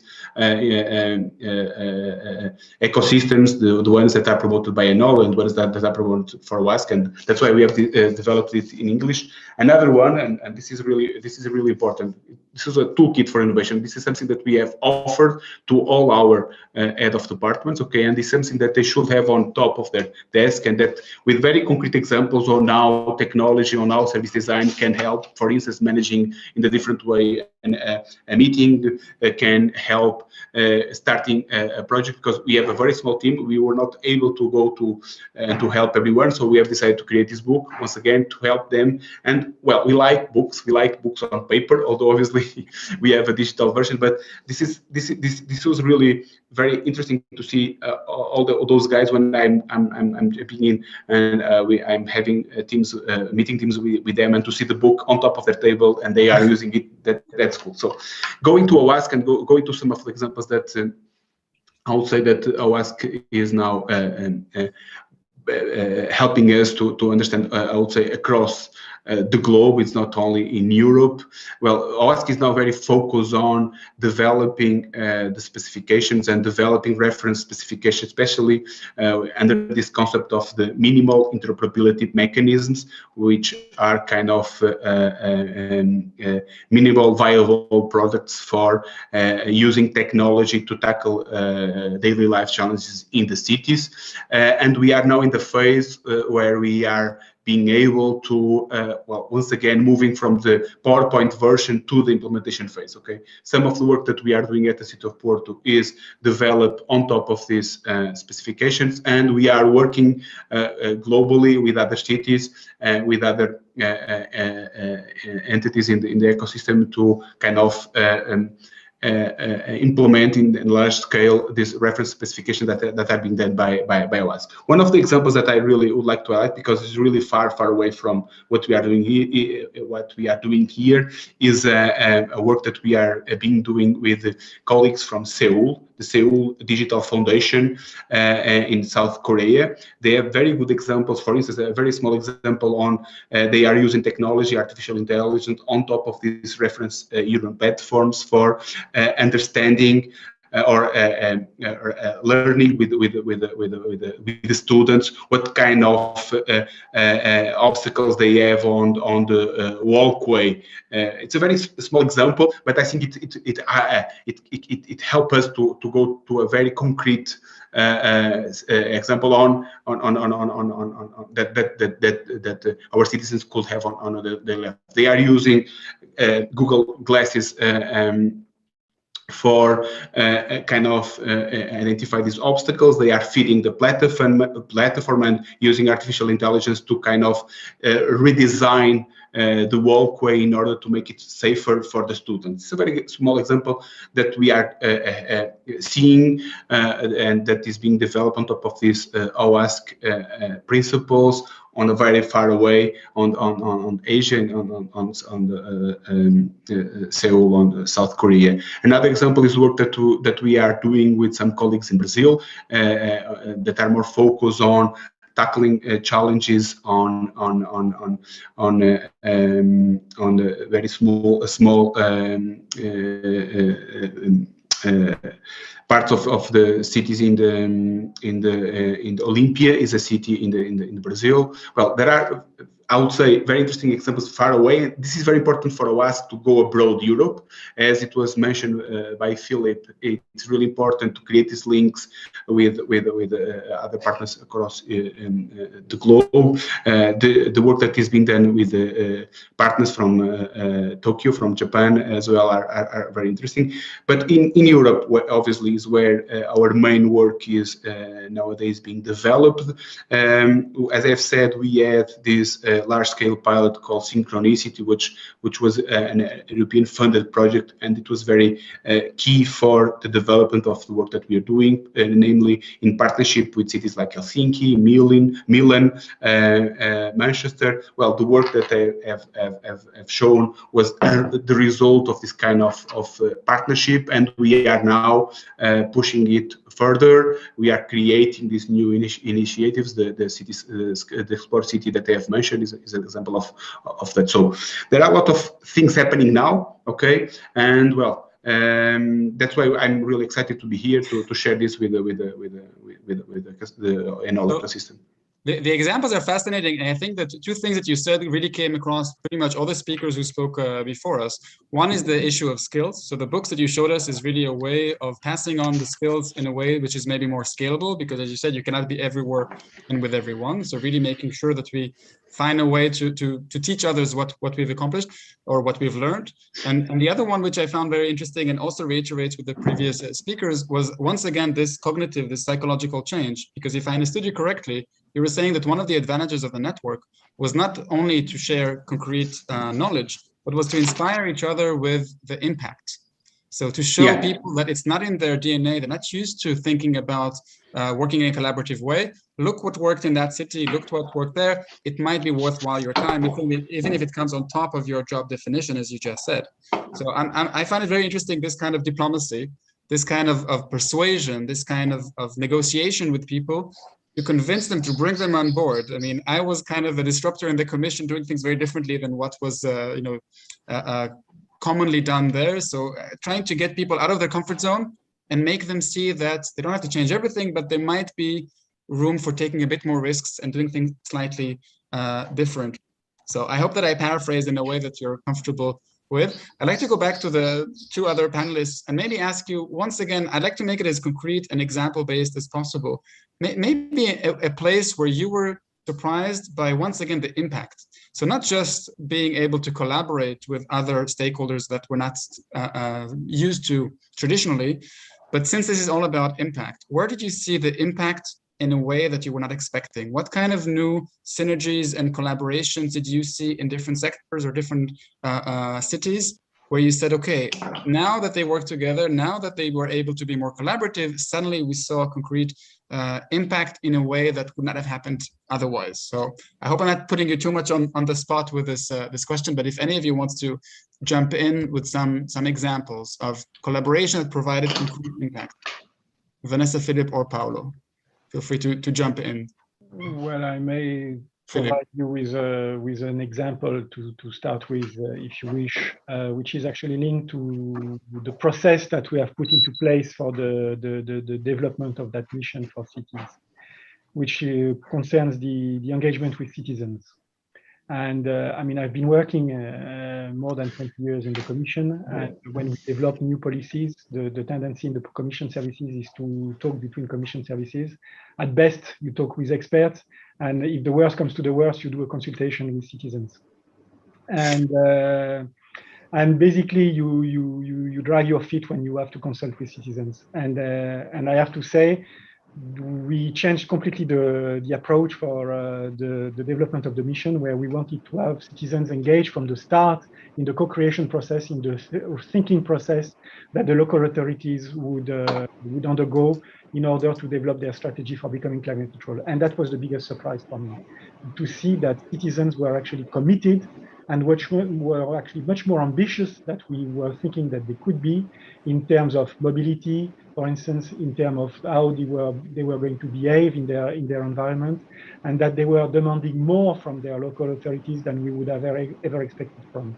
And so in terms of impact, I think that's clearly where we saw the difference, is that by involving citizens at a very early stage, rather than just telling them what to do, by telling them this is the issue that we are facing, how do we go about it, you actually get probably a much more positive and forward-looking response than you would get otherwise from experts and national local authorities. Can you say maybe a quick word about the methodology that you used in order to bring citizens on board? Because that I found when I was doing that very challenging, especially if you want to be representative, well, a sample which is representative, etc. I mean, it's not easy to draw conclusions that will not draw you in the wrong direction as well. Especially when you do it in a COVID crisis situation. Bear in mind that we organized more than 12 events in different cities across Europe, and they were all remote. And we had to do it with the support of the local authorities, which indeed have the knowledge of organizing this kind of event. But we applied some methodology in order to ensure that the representation in this group of citizens was adequate, and we were not biasing the outcome towards one direction or another. So it was done with people that have also the expertise, academics that have the expertise in running this kind of initiative. But the outcome was surprisingly good and very positive. Okay, Vanessa, do you want to come in? Do you have any comment on what you've heard or examples that you'd like to shed some light on? Yeah, no, I could totally echo what Philippe said before. I think now we are all moving in development of our policies in a much more co-creation mode with citizens beyond experts. But maybe I could give another examples of what we've seen more particularly in the higher education institutions. What we've seen is that students love it. They love being part in a living lab and having that opportunity to exchange not only to the outside world, outside the university, but also to have that opportunity to co-create with different mindsets from different disciplines and different cultures. And when you meet the students, you can see the stars in their eyes, and it's very, very refreshing. They are in demand of more of that actually in their curriculum. Now, what we can see in terms of the staff and the academics, they need to include such a new way of working and such new practices in their curriculum. And here we can see that although they find it fascinating and that there is a lot of will, but at the same time, it's very much based on that willingness, because at the moment it's not recognized as part of the career assessment. So here there is more to be done together with the member states and on the career assessment of researchers, but also academics. And here we work closely with our colleagues from DG R&I to come up with a proposal. And I must say, as I am also quite regularly invited to the annual conferences of universities, the change that I have seen is that more and more when I attend these annual conferences, you have cities, you have regions, you have companies, and that also present their strategy and their expectations from the university to help implement that. For example, some cities, they want to become the top in terms of climate change, other they want to become the more inclusive cities in their country. So this, I have seen a huge change, which is hugely positive. So you can see that this change of mindset is happening. Change of mindset. And I find it also interesting that several of you spoke of the COVID crisis as a challenge in doing this. I would have expected that it would create challenges, but also opportunities, given that using digital tools, we don't have that human interaction, but we can become much more inclusive in terms of the kind of voices that we hear. That's something that I've noticed in my work, that for the European Startup Prize, for example, if we used to have several hundred people in the audience, our last ceremony, we had 300,000 viewers. So suddenly we scaled by 1,000 by going digital. So of course, it wasn't the same as, having a cocktail and random, moments of synergies. But we scaled and we brought so many people in that would not be there otherwise. I'm curious to hear what you think about what COVID did to your methods and inclusivity. But before that, I understand that Fernando wanted to jump in and had some reactions to some of the things that you've said. So I think that's a good sign, the fact that he caught on things that he absolutely needs to react on. That means that we kind of hit the right spots. Fernando? Yes, thank you very much, Dan. Yes, you are helping to hit the right spots. I confirm that. I was taking notes like crazy, if I could say, and it's a pleasure for me also to react with. First of all, I have to say that regarding, and probably I will we can tackle that again. Regarding the COVID crisis, I had the chance to create a number of workshops in how Living Labs can contribute to this post-COVID society that we are facing. You can have them, you can have access to them in the webpage of ENOL. It was an amazing experience for us, because when such an event happens, like the COVID crisis, we are not ready for planning. We have to react because we have the urgency of that happening. So it is very interesting, and this goes to my first reaction, how this cross-disciplinary approach that was mentioned both for Vanessa and also by Philippe is one of the key elements that the Living Lab community is having. This is something that I think, with the reaction of Vanessa's comments, that the Living Labs can work together with the Commission, not only ENOL, but all the community of Living Labs, in which, as an academic, as a professor in artificial intelligence myself, I'm very pleased to do, because we need it. And you are right, our students need that. The university now has been changing, and our students, particularly in these hard technologies, are being hired very, very fast in environments that are evolving at a quick speed, but others are staying behind. And this is something that we cannot permit. We cannot permit that the digital gap is attacking us as universities as well. So this is something, of course, that we are working. We would like to work with you. Another element that is arising also from the reflections of Vanessa is the component of citizen science and the possibility of Living Labs in order to have these distributed infrastructures for citizen science to happen. Paolo already mentioned that the value of the network is not only knowledge exchange, but the capacity of scaling up solutions. And this goes to my last comment on that, which is the and word. And I would like to emphasize the and word in science and innovation. This is probably something that we did not do the best way in Europe, and we have the opportunity of doing in a different way now, linking science, sound science, and sound innovation in real life settings. With that, I would like to take also the reaction to Paolo. I think, yes, I fully agree, Paolo, these sandboxes or playgrounds, I like the word playgrounds, is something in which we can experience. If I can speak about things such as artificial intelligence, it is clear that the process of adoption of new hard technologies would have a rebuttal, we have a rejection by the citizens if we are not doing it in the right place in order to understand the social impact that this is happening. And this is what we are aiming at doing at ENOL as well. And finally, I link it with the comment, a sound comment that I believe that Philippe was mentioning. We need both the platform, the infrastructure, and also specific actions, research and innovation actions. And I think that the Living Lab community will very much would like to contribute to that. So from my perspective, in addition to these hard technologies that we already know and how to tackle, there is another layer of soft technologies, of social technologies, in which Living Labs appears as a methodological way of tackling these connections between the different actors. This is something that we have been working in our action-oriented task force of social innovation and digital rights. And I'm really, really excited that we could collaborate with that together with the community, who is the actual actors of this conference, and also within the ENOL office.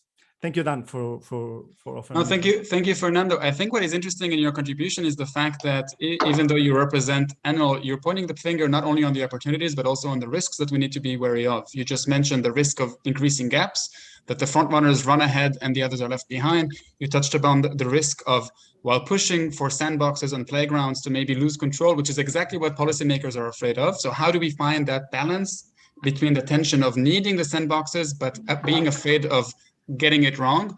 So I think these are, questions that we're not going to answer here in the little time we have. There are philosophical, ethical, political questions, but I think it's very important to put the finger on them as well and kind of point at the elephant in the room. Some of these questions don't have easy solutions. It's about political solutions that we will need to find, but I think it's very important to recognize them. So I hope I didn't paraphrase you in a way that you're not comfortable with, but for me, I think that's part of the exercise, is also to look at where do the risks and pitfalls lie.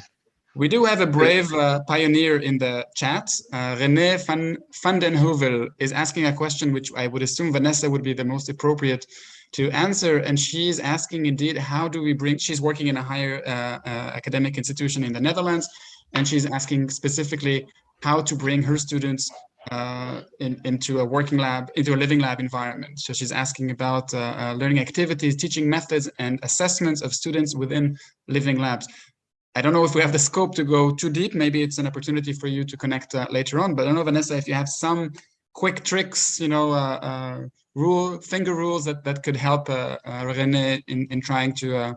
I suspect that this is someone who's jumping out of her comfort zone, that wants to go from just lecturing to experimenting with these kind of tools and methods that we're talking about. So she's overly enthusiastic. Let's keep her there and tell her how she should go about it, so that she doesn't get too intimidated. Yeah, no, absolutely. And maybe Fernando would be best placed to answer that question, actually. But I would advise, because sometimes it's true, we are in contact with teachers and they don't have necessarily that context, these contact points with, you know, socioeconomic actors around them, or so on and so forth. So the first tips or tricks that we can propose is to really look at, you know, not only stay within this education dimension, but to look around and discuss with the researchers around here that may have contact with some companies in the context of a research project, and then open up a little bit these research projects for education activities. For example, it's only one example among many others, and of course, Enol can provide a lot of tips, I'm sure, but also the European Universities Initiative that I mentioned before could inspire and provide a lot of support as well, because they've been experiencing that. And I liked as well what you said before, Dan, that you know, taking risk and accepting to fail is not necessarily something that we are used to in the higher education world. And we see this European Universities Initiative, especially like a giant living lab, where we need to accept the possibility to fail and to learn from that failures, and to exchange that among all the European Universities Alliances, but also beyond, so that the wide higher education field can learn from that. But I'm sure Fernando would like to complement my and maybe just in between, answer. I find it very interesting, Vanessa, because I always hear about the need to be more failure friendly in Europe in the entrepreneurial world.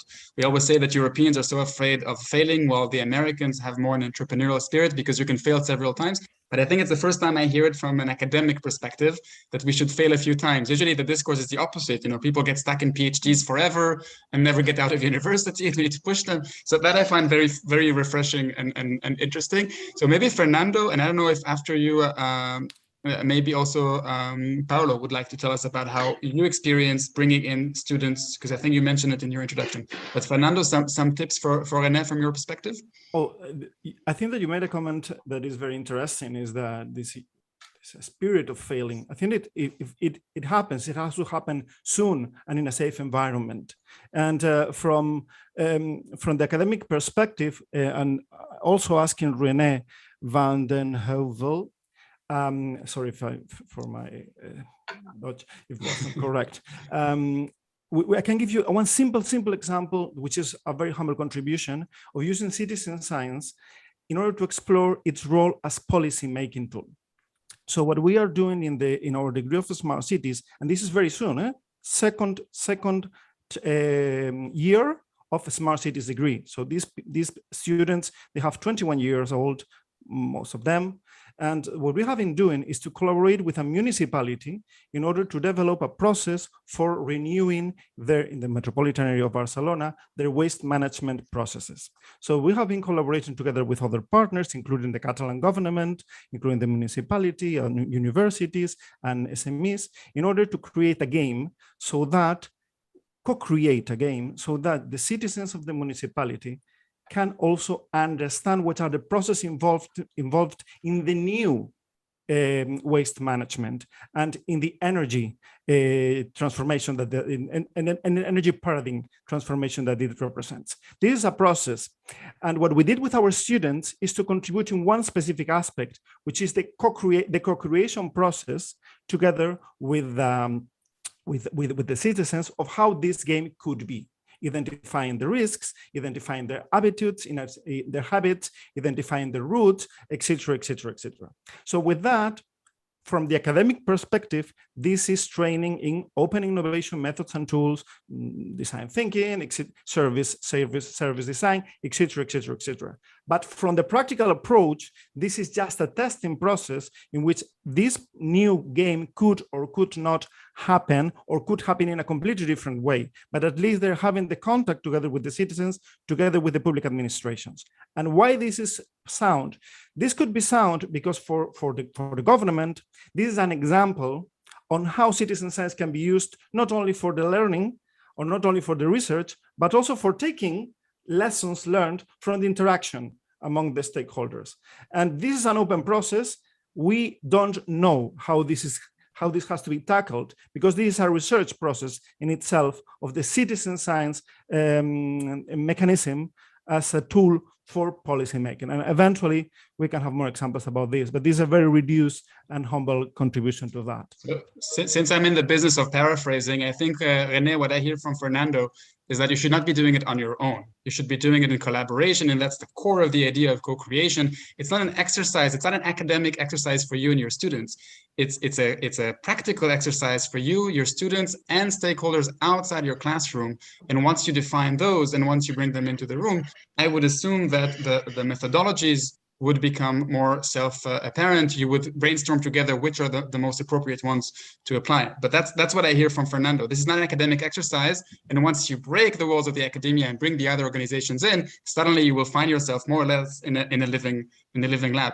Maybe I can say that I found that in my work with the vice president, very simple tools like Slido or Facebook would allow us to work as a workshop, as if we are 20, 30 people working for 1 hour on a concrete question with concrete solutions. We were able to do it with thousands or tens of thousands of people just by using the liking or voting buttons. So on Slido, you can vote up and down, or on social media, usually you can have a like. So I would ask as the moderator a question. Usually I would ask them to vote, to pitch, come and propose a solution to a specific problem. The vice president is working on this field. He's looking for your contributions on this and that. Please pitch your ideas. I would say that 1 to 5% of the audience would have their own ideas that they brought from home, that they're very passionate about, that they thought about for a long time. Then I ask all the others to start voting, or up and down, or liking. And suddenly you see the most interesting ones or popular ones surfacing to the top. And these are the tops that I would bring to the stage and say, okay, Vice President, there's an idea here with 100 people supporting. What do you think? Is this something that you can bring to your work? And in so many cases, he said, this is absolutely brilliant. This is something we've been looking for. So very simple tools. And that's why I was saying before that COVID in a way was serving us, because in the old days pre-COVID, we would not invite more than 30, 50 people into the room because it's impossible to manage. But those tools actually allow, if they're slightly more sophisticated than a chat, if they allow you some kind of interaction to make sure that you really get the most interesting ones to surface. So in the old days, if I moderate an event and I would give the microphone, pre-COVID, when we would sit in the same room and there would be a microphone, turning around, and somebody would raise their hand, and usually you have time for 3-4 questions. Usually it would be the wrong person. The person who would be the first to raise their hand would be the one who's sabotaging the floor, talking about something which is unrelated, doing self-promotion and wasting our time. So now I don't have that risk anymore, because when I started using Slido, even before COVID, I would basically get the suggestions and contributions on the wall first, and see which ones I find interesting and which ones the audience find interesting. And then I can say, okay, the person who sent us this suggestion, whether they're in the room or at home, who I find as a moderator interesting, and the audience, we get some mandate support. Now I'd like you to take the floor, and now I'd like you to explain what you just suggested. And suddenly, bang! I mean, the 15 minutes that we left at the end were actually good use of our time. It wasn't that first person who raised that hand. So this is my 5 cents on how to actually use these tools and to kind of spin the COVID crisis in our advantage in order to make it more inclusive and get the best ideas out there to contribute. But maybe to Paulo, there's so many ideas behind you on the wall. I was waiting for you to refer to your big diagram. I don't know if anywhere around you have something interesting to tell us about specifically students, because you did mention academia before. How to bring students and make their course the Living Lab. I was taking some notes because this is really a very important issue, and especially as I've said, the knowledge that is being produced in the academia from students, from researchers, is key for helping us to move forward. But there are some I would say red lines that we need to have in mind, especially above all, and you mentioned that you need to be ready to hear, okay? Because sometimes what happens when the research coordinator and someone coming from the academia try to approach a specific community, try to work with the city or even with a bunch of companies, they have amazing ideas, okay? Especially, ideas that are coming from this kind of whiteboards. But in the end, they need to be ready to hear, because otherwise it will be it will be strange to talk about a co-creation process if you are only the only one talking and not being able to hear, not being able to get some inputs from the academia, having the whiteboard completely clean without any kind of preconception in the beginning. Well, this is not obviously the recipe for every approach, but that's something that really usually fails, is when you are so excited with the ideas that you have that you are not really ready to hear the others. The other thing that is really important is that when you are entering a co-creation process, when you are really challenging others to work with you on finding some common I'm interrupting you for a moment because there's things. noise from one of the speakers. I don't know who it is, but if the person who has noise next to them could just mute themselves. I hope it's not you, I think Paulo, that is my neighbor. so that we can hear. That is my neighbor that is doing Okay, in that case, there's nothing we can do about it. So please go on. Yeah, sorry. I hope that they will finish right quickly. So I will try to finish quickly because this is really important. When you are, as I've said, challenging others to jump and start working with you on tackling some specific challenges, you need to be able to as well to be ready to understand that you are increasing your own responsibility. Okay, you need to be very clear in terms what will be the point up to you are not able to go further, okay? Because you all know that a researcher, a PhD student have their own research agenda, their own goals, okay, their own, at least they will do a paper or something like that in the end. And if you are not be able to balance the expectations, if you are not really be able to be very transparent in up to where you are ready to go, in the end it could frustrate your partners. And if it is easy to engage with the community when you are talking about innovation, it's also very easy to lose them. And that's something that at least in the startup world we are always trying to do, okay, to have our community motivated. And in order to motivate them, we need to be very clear on the goals, on the impact, on the results that we are able to come up from these living labs, from these playgrounds, okay? I find it really fascinating that so much of this conversation is really about psychology and diplomacy and expectation management. And before we even go into specific tools and methods, it's really about understanding the roles. Because what you just said, I work with a commissioner who is comfortable to come into the room with people who are a third of his age, sometimes teenagers, and to take notes from them, to listen to them, to ask them what he can do for them, and not to come there, as he's standing on the Olympus and just answering their questions. Not every politician would be comfortable with that, and not every city, not every public institution would be comfortable with that, because indeed, this is breaking the traditional roles. Back in the old days, a minister would have their access to information, and they would be able to prescribe the best policy. But now, those who are intelligent enough understand that knowledge is everywhere, and that their role has changed as well, and it's for them to turn to the masses in order to get the best ideas. we are nearing the end. Philippe, we haven't heard from you in a few minutes, and I know that I was thinking of something actually to come back to what you were saying on the please, on the particularly citizens engagement. Mm-hmm. I think, I mean, to have a tool or the possibility to identify majority opinions is good, but we should not forget about the importance of minority views as well, when they are coming in particular from precisely minorities, people that are with disabilities, old age people, pensioners, and so on, because they might not reflect their views and their positions might not be reflected by the majority, but they should be taken into account. It's a very important point, and maybe the example that I gave before is indeed just one, and it's important to put it in a broader context. You're right that if you only look at the top proposals which are the most popular ones, you're missing out on a lot of other ideas, and that's why it's important also to see how you phrase the question. I really like using sometimes a word cloud, and then you see everything. Of course, the most popular ones would be bigger, but in the end, you harvest everything. In the end, when you analyze the process of, I don't know, 1 hour session with a big audience, sometimes you do multiple choice, sometimes you do a word cloud, sometimes you ask an open question, and indeed you make sure that you don't lose on the minority ideas, which sometimes are at least as valuable.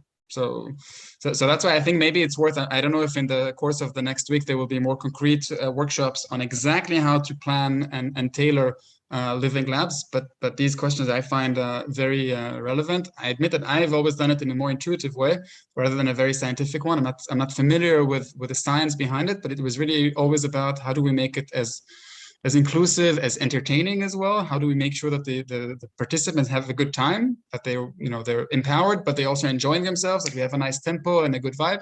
So I think there's a lot of room to really discuss how to make sure that you bring, also not to bring the usual suspects, those who just, they have too much time, they have a lot to say, but they're not necessarily the ones who are going to contribute the most.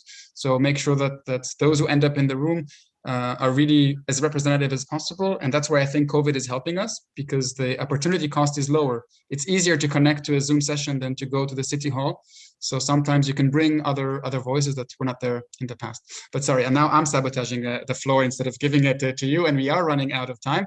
I do know that Enel wanted to get your idea on specific projects that you think that if Living Labs would work on, that would contribute to the work of the panelists. I assume that you would be diplomatic enough not to go too specific, but if you wanted to still give us some quick ideas of where you think, where you hope, or you would like to invite people to send their contributions or roll their sleeves and attack with the new projects of existing Living Labs, that might be interesting for the community watching us to know where you think there's still room, untapped potential for Living Labs out there to go and work on. Let's do it now in the reverse order. Paolo, and then Vanessa, and then Philip, and then with that we will conclude, but very briefly, please, because we're running a little bit over time. Very briefly, where I think that nowadays Living Labs can have a strong impact is showing the result of the work that is being done in the last years. Okay, I think that it's time to kind of showcase in a very simple way. We are doing that internally. We are now kind of revise all the projects in which we have applied this concept of a living lab, this concept of co-creating, and we are kind of creating a small booklet in which we make very clear this is where and this is how this concept of playground, sandbox, living labs can have a strong impact. Once again, in order to make very transparent, to make very clear, in order to make, well, to define the common ground for everyone that wants to jump in. There are a lot of challenges, daily life challenges that we have on top of our desk. The climate, obviously, the climate challenges is on top of our minds. But before tackling all the challenges with these methodologies, I think that everyone should really understand and realize what was the amazing work that all these living labs have done in the last years. So showcasing, marketing, PR, show the world what you're doing so well. I think that's exactly what we're doing right now. Thank you, Paolo. Vanessa? Yes, to build on what Paolo said, I would say sharing and helping each other. We've seen not all higher education institutions are at the same level of practicing these living labs, and helping each other as a shared community is very, very important, absolutely. So sharing and sharing. So kind of in line with what Paolo said, but not just for the sake of inspiring, but really to pass on the knowledge and the skills so that others can do as well. Philippe, from your perspective? Yes, well, I mean, I will not say much more than what the previous speakers have said. I think one of the objective and the ambition of the mission for cities that I mentioned is the fact that we have a clear deadline, which is 2030. 2030 is tomorrow. That means that if we want to be successful, it's not only about research innovation, it's also about deployment of existing solutions. And the Living Labs have developed those solutions. And what we have to do actually, and what would be the added value of the Living Labs, is to make sure that we can scale them up and replicate them to other environments. So I'm very much looking forward to their contribution in this context. No time to waste. I think every parent around here is very worried about the kind of world we're living for our children. I'm running from here to the sick bed of my child. So, I mean, I think this is something that we all realize we have no time. We have to roll up sleeves and work as fast as we can. This was a very interesting experience for me. So once again, thank you, Enno and Fernando and Susanna and the entire team for inviting me to be part of this conversation. Thank you to the brilliant panelists, Paolo, Vanessa, and Philippe. Thank you to our viewers. Enjoy the rest of the week. I will try to tune in whenever I get a moment from my family obligations here. I don't know if I'm passing the floor back to Koen, or are we concluding, or what is the house rules right now? Yes, I think back to Koen right now. Thank you very much, Dan. Thank you to all the participants. It has been a brilliant panel. Thank you for all the inputs. Of course, most of the comments are really, as we were saying, music to our ears, because there is really a lot that Enol can do, also really to bring this suggestion and try to transmute it in the reality. So thank you so much. I try to understand if we stay online or we have to change link for the research panel. Joanna, do you have any? Otherwise, I would like to thank Philippe, Vanessa, and Paolo for today. And thank you, Dan, for the really amazing moderation. Thank you so much. For research session, there's another link. Thank you so much for inspiring speeches. See you next time. Bye. Bye-bye.